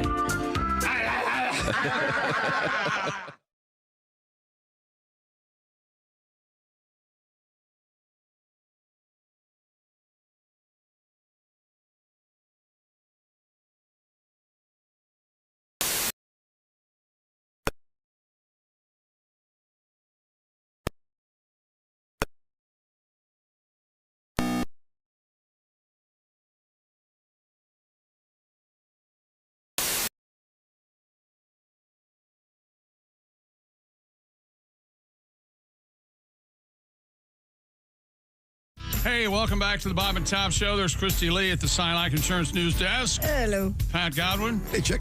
Jessica Alsman is here. Hi. Hello, Josh Arnold. Hello. I'm Chick McGee in the O'Reilly Auto Parts Studios. Ace Cosby. Hello, Tom. And hello, comedian Allie Breen. Oh. Who joins Hi, us? guys. Who joins us from who knows where? Hi, Allie. Where are you, Allie? I'm at Mohican Sun out in Connecticut. All right. I just had a show last night, yeah, so How did I'm here it? and headed back after this. How did it go? It was good. It was really fun. It was mostly good because of the air conditioning. It was so hot in New York. It's ridiculous. So the air conditioning is on strong and there's a pool here. It was great. Oh, perfect. Now, Yeah. the name of the show was Sexy Time. Ordinarily, we do this on Wednesdays, but today's a special day. Yeah, I overslept in New York because I had my air conditioning running so loud. I didn't hear my alarm. It was so ridiculous. I'm so sorry. That's okay. ridiculous New York is. I just yeah, I woke up right at the end of the segment. It's time to just help people with their love troubles. What have you got over there? Dear Allie, my best friend is divorced and having wild sex since she's been single. A lot with married men, which I don't judge, but she's very good friends with my husband, and now I'm getting worried about it.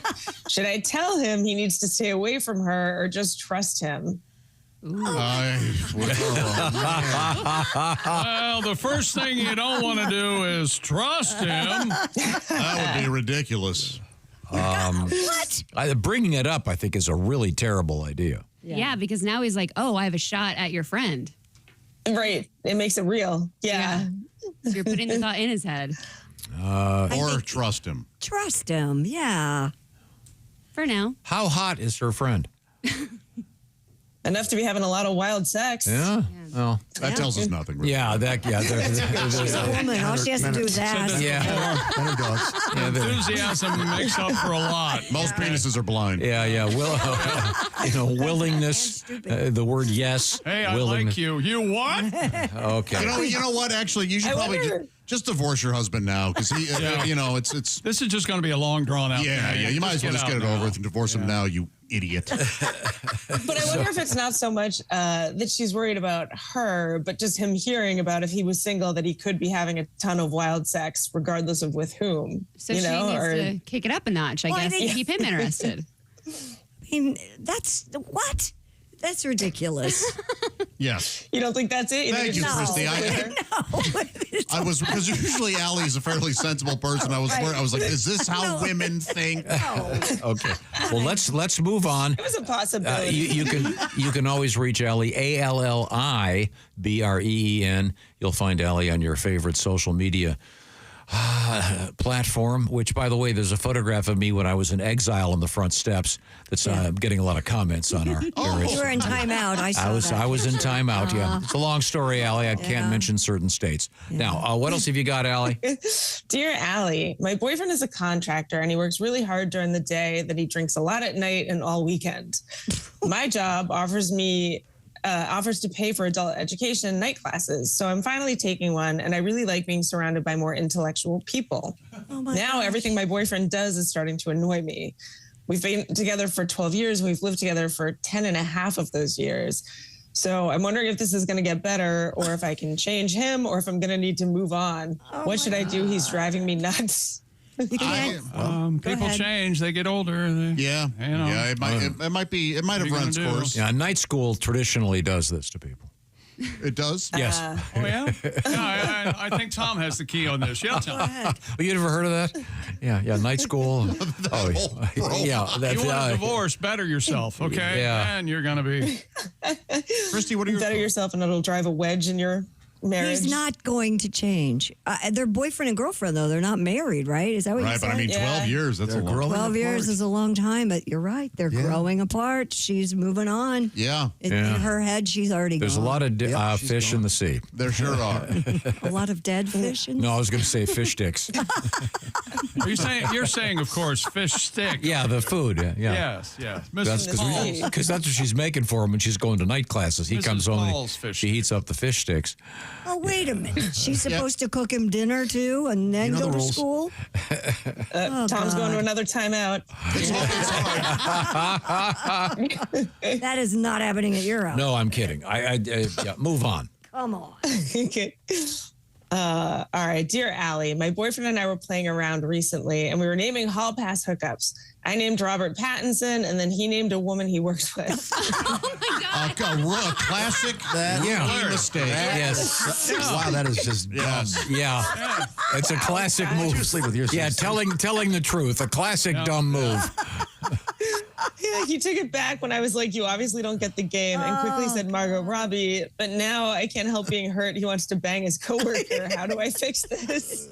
He stepped in it. Boy, he sure did. Oh, God. It doesn't mean he's going to do it. Just remember that. But, boy, that is just the classic rookie mistake. Always when close it celebrities. When it comes to that game. Yeah, see if you can get a really good AI rendition of you giving it hard to Robert Pattinson. I guess you I could like that it was right at the top of his head, too, that he said it so fast. And he was like, oh, the girl from work, obviously. Oh, wait. Like, aren't there rules? And you go, which celebrity would you want to hook up with? Isn't that always, like, kind of stated, not just a hall pass in general? Well, he didn't Apparently she should understand. have said that. Gosh. Maybe little Susie Johnson looks enough like Margot Robbie to bang her is what I'm taking out of this. Uh-oh. She must be trying hard to find out what she looks like. And she picked Robert Pattinson instead of another man. Instead of the guy who showers. You know what? He's such a great actor. Who knows what sex he is? He's amazing. Yeah. You know what? He has gotten pretty good. Oh, my God, he's great. Not a vampire fan? I thought you were a vampire fan. Not the glittery flying.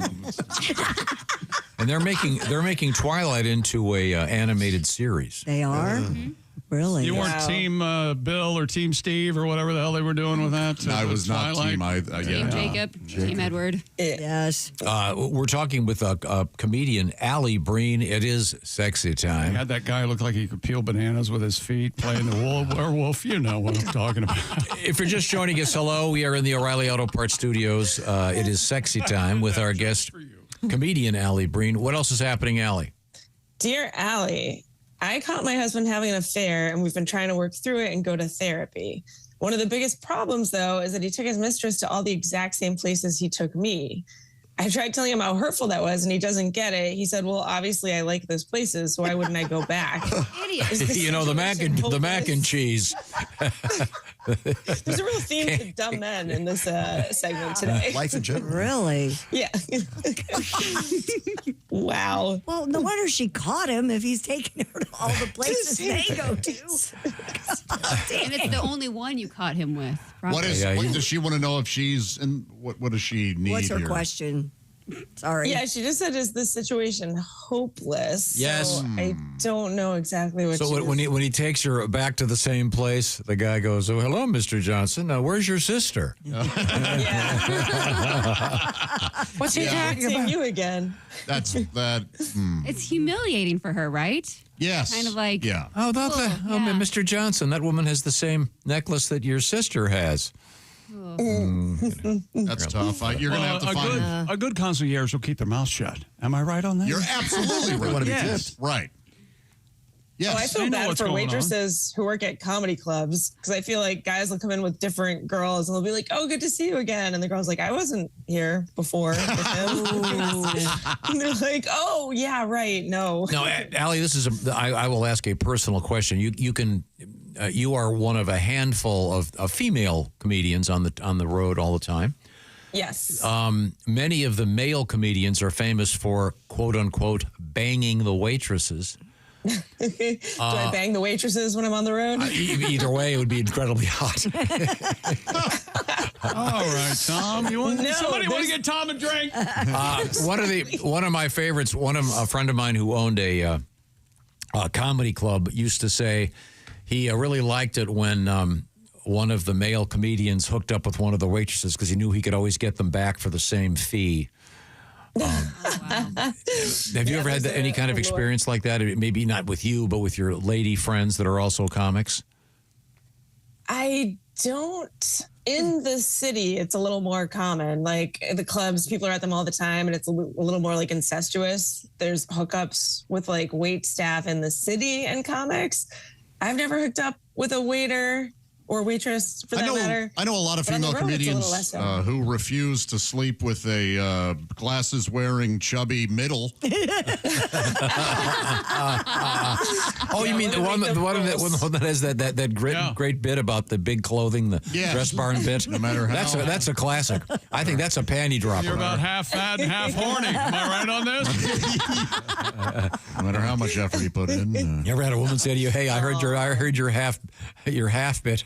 Are you half in, or is this really going to be that boring?" Oh. I never heard that. They were too polite.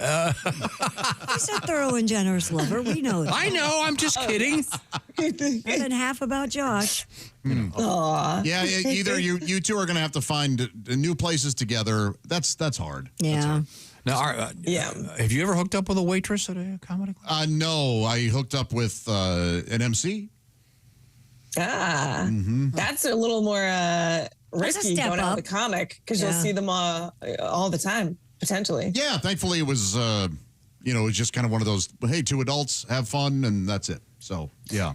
I will say every comic that I know that's had like I don't hook up with comic policy has hooked up with the most comics. Totally, yes, which is fine, whatever, you know what I mean? Absolutely, but, yes. It's like they're trying so hard to stop themselves that it just becomes a thing. If we ever wrote the book, Chick and I could give you a list of well-known comedians who like hookers. Yeah.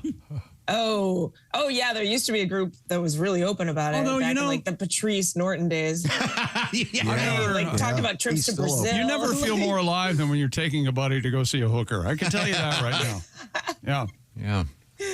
Doing the drop off. How did you know where to go?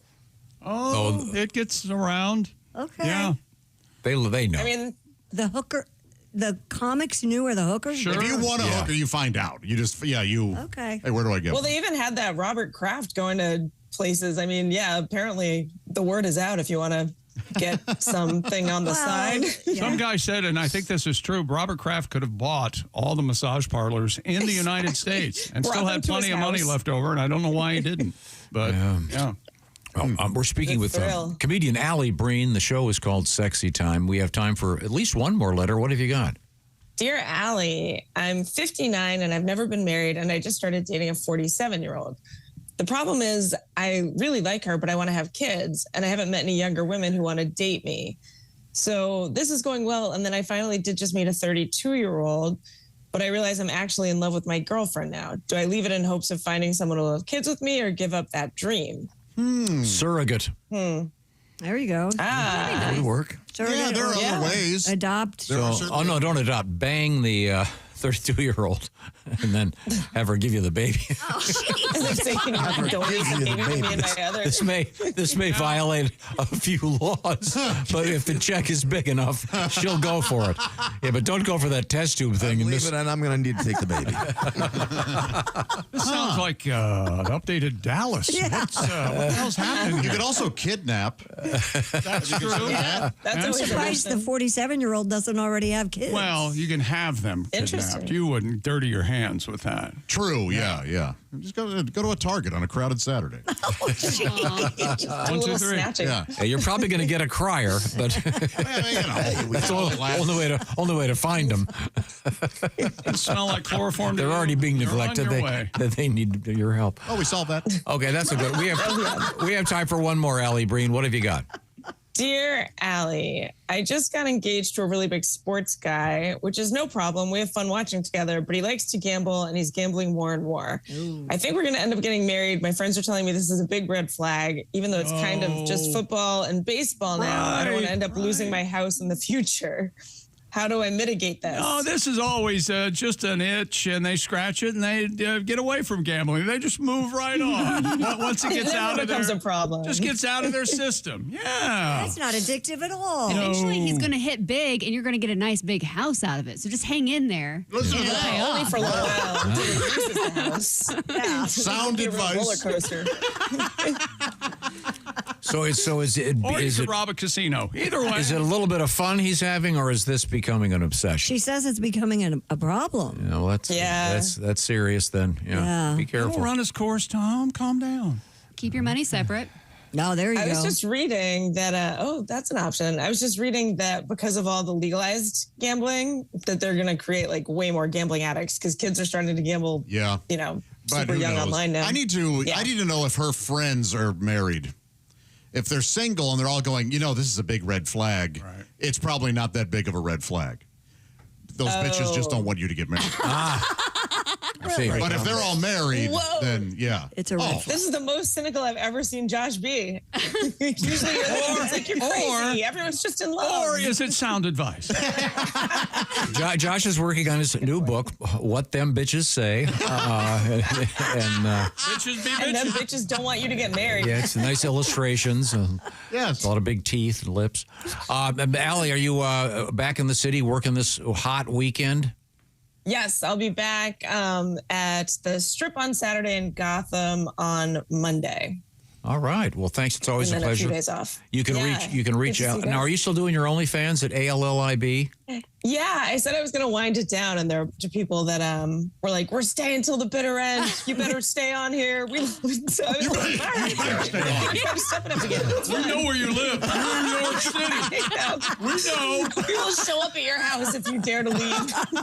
I want to. We've got People are actually really fun on there. So yeah, no. We have a big live show coming up in the fall. We should fly Allie out, and we could have her do her canvas right there on stage. I could bring some for merch at the very least. Yes. Yeah. What? Or you call it performance art. That would be the way to, It'd be legal, I'm sure. Exactly. Oh, I'm sure. I think it'd I be. think we need a permit for that. Anything kind of we can do that we have to check if it's legal, I'm for. Yeah, probably maybe might need like 3 Band-Aids and a banana, but I'm not sure how that's going to the work. banana would cover the crack, I would imagine. Yeah. Oh, okay.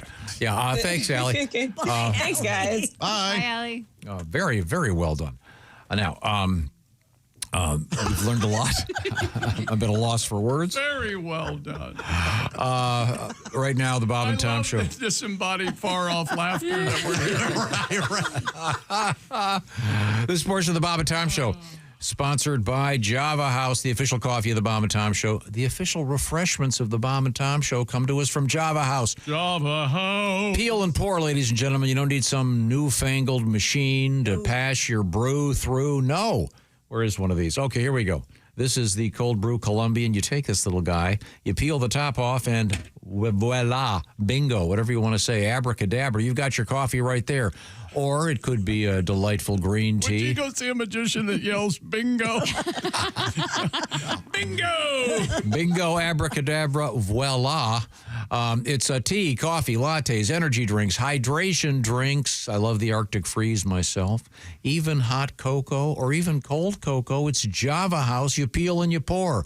It's revolutionizing coffee at the office and coffee at home. So break up with your brewer. Sorry, it's been a good time, but it's time for you to move on. No, it's not me. It's you. Goodbye. Get started at javahouse.com. The promo code Bob and Tom will knock 25% off your first order. Well, this is great. javahouse.com. See what we're talking about. Try Java House coffee, etc.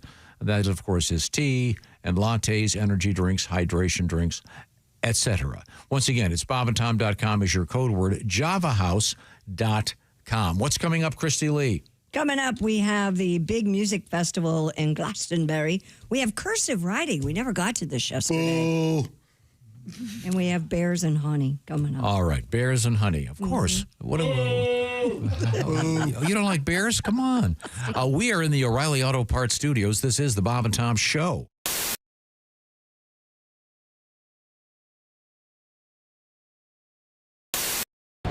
We're at the Indiana State Fair at the Dairy Bar, my favorite stop, my first stop here today because we had to get some delicious shakes.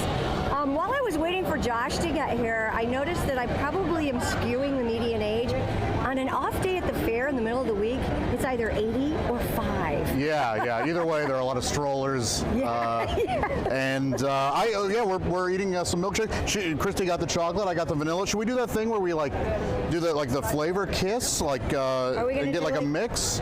Oh, what do you mean? I thought you were going to do like we were married and do this. Oh yeah. I'm now going to sell this spoon on eBay to the creepiest listener because this was in Christy's mouth. That is so. Okay, so Josh, we're about to walk into the Midway at the Indiana State Fair, and I know we should probably ride a ride together. I want to ride the Crazy Mouse. I want to ride the log flume. No, I can't ride those. Why not? Are you afraid? Yeah. The only thing I like is the Ferris wheel. No, that's the only thing I'm terrified of. We're not riding the Ferris wheel. We gotta ride the Ferris wheel. You're never gonna get me on that. Oh yeah. Oh my gosh. I genuinely do not like this. Oh my God, you hear it? Fine. Oh, we're stopped. We are stopped.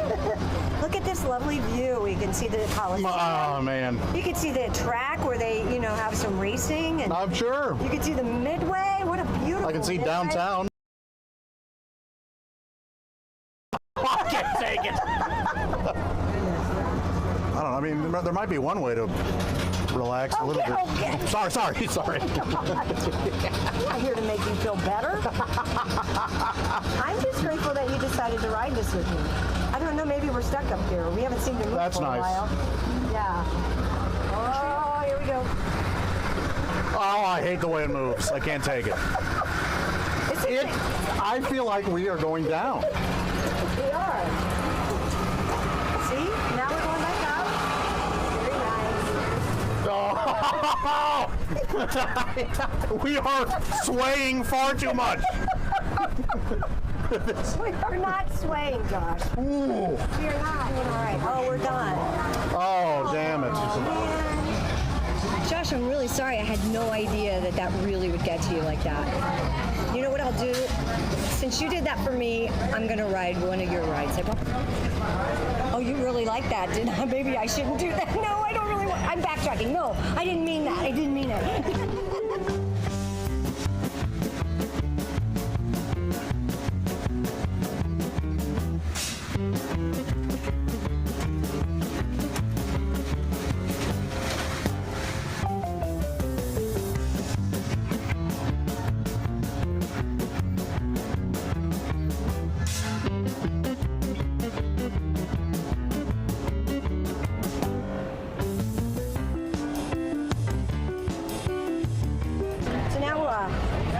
you've never been here before, Josh, we're on the shuttle.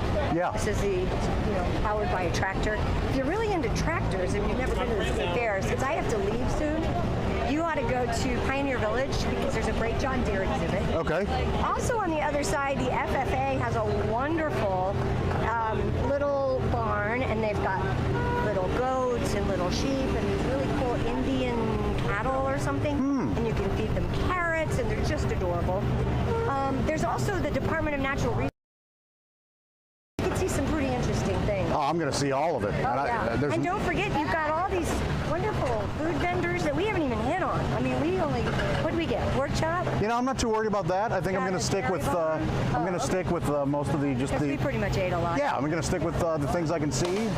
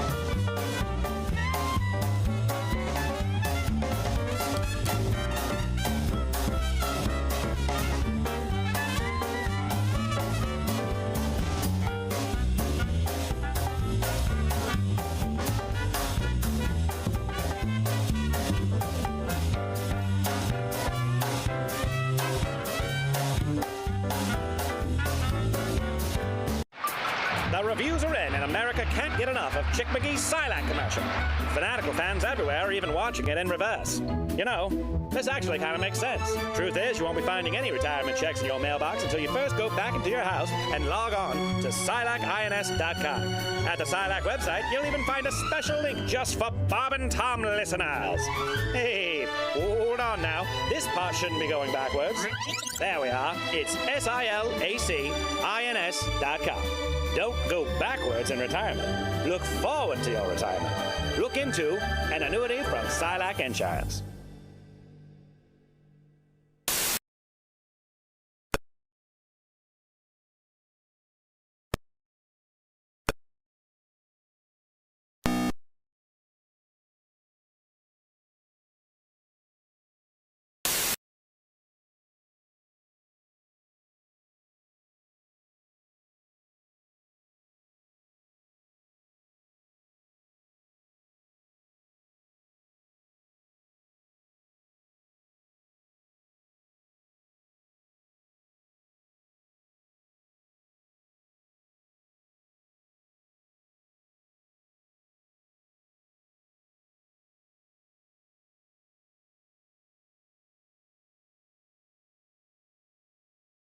Awesome place. And you can win those tickets. Check out Q95.com and enter to win. That will be a blast on a day like this. Hi, welcome back to the Bob and Tom Show at the Silac Insurance News Desk. It's Christy Lee. Hi. Pat Godwin. Hello. There's Josh Arnold. Hi there. Ace Cosby. Hey. We're in the O'Reilly Auto Parts Studios. Think O'Reilly Auto Parts for all your car care needs. Get the parts and service you need fast from the professional parts people at O'Reilly Auto Parts. And Tom, you know what? I'd love to hear Pat Godwin's new Scooby-Doo song. Again, is there any possible way? Well, sure. Christy's going to have to set this up because it's quite a story. You it's pay attention. very tricky because all I remember it was Tuscaloosa, Alabama. That's where it started. Then and a guy, we assume it's a guy in a Scooby-Doo suit robbed a place. That's right. Yeah, that's right. The costume suspect broke into the Quick Stop location in Duncanville, where he took cash coins, but no Scooby snacks. Oh, so I'm sorry. So it's not Tuscaloosa? It's that the Tuscaloosa Police Department did report the case. I think that's in their jurisdiction. I think probably, right. Yeah. I mean, a place called Duncanville for a cop. My God. It's like living in Donut City. No, it's like Crispy, North Carolina. Krispy Kreme, North Carolina. Never mind. God. It's Alabama gone. authorities Moment's gone. are hoping that somebody with information about the suspect will come forward because they don't know who it is. But he robbed it in a Scooby suit. Yep. Okay. Can everybody appreciate that sustain that's going on right now? Yeah, Well, that's the because strings getting ready. That's Quincy back there. I know. warming the band up. now Pat, you have to move. Pat, you got to move over because Frank's going to sing. There you go. Hey, move over, kid. Well, he ain't no kid. Look at this guy. He's a wreck. What is he, 80 years old? Look at this guy. Anyway, it's a long story. Everybody pay attention now. All right, here we go. Scooby-Dooby-Doo. He robbed a quick stop on Highway 52. It was a hack job. He only got away with some cash and coins. I only saw his eyes. Behind the mask, he didn't steal any Scooby snacks. He's been on the run for days. He could be in Des Moines. He could be. Oh, so he's not necessarily in Des Moines, I see. Not necessarily, but it could be. He slept outside at night, still dressed like Scooby-Doo, woke up to the sight of a bear without a clue. Who was on him doggy style, with a slobbing, grizzly smile. A park ranger saved the day and shushed the horny bear away. So he's getting, so if I got just for a second there, Frank, so he's getting sodomized by a bear and there's a park ranger, so he's apparently. And the bear may or may not be Yogi. Okay, so he's run off he's gone from Tuscaloosa to Yellowstone. Mm-hmm. Scooby-Dooby-Doo, he realized he almost got, like Leo DiCaprio, sodomized. But the bear was out of sight. Thanks to that ranger in the night. I bet he won't Scooby-Doo that again. Yeah. Am I right? That's right. Am I right? Now, thank you very much, Frank. Ranger in the night. We were talking to Josh. And we were talking to Josh and to Allie Breen about life on the road as a comedian, Pat. You sound challenged. Yes, sir. When you do that.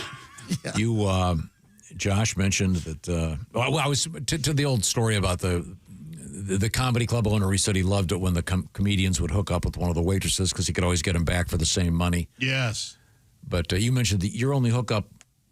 A so-called staff was another comedian. The MC. Yeah.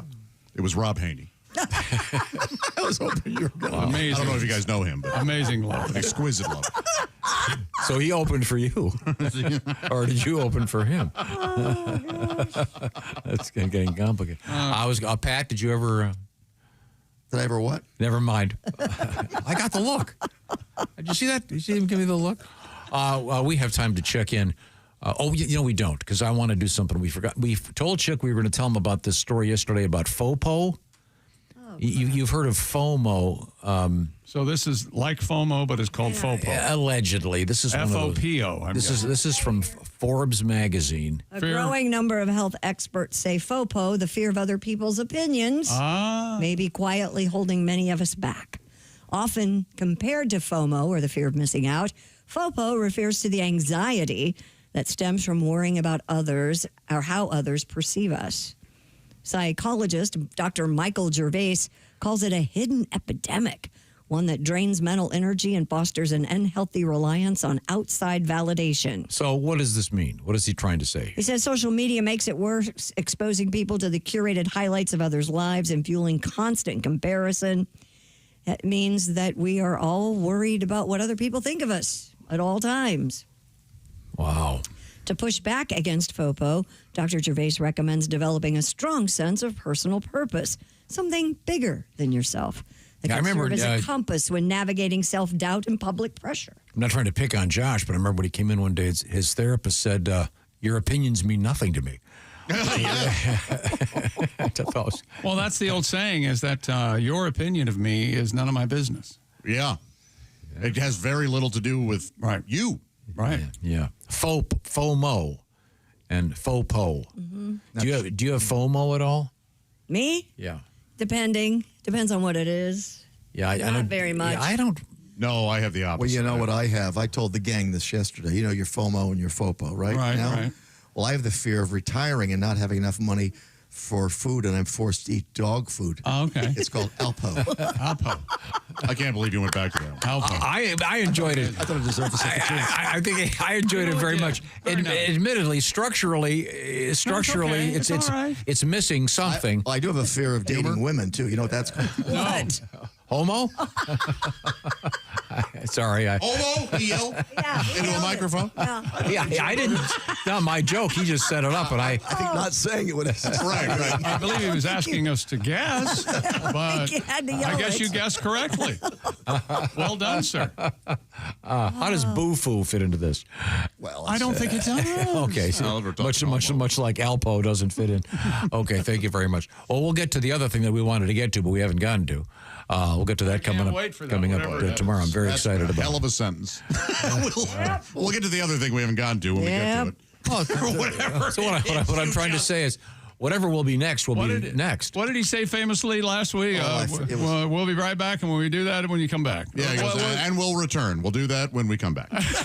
We'll return when we come back. You're writing a book report. You guys are wearing me out. In the meantime, our presence will be defined by your absence. Hello. These are the O'Reilly Auto Parts Studios, and this is the Bob and Tom Show.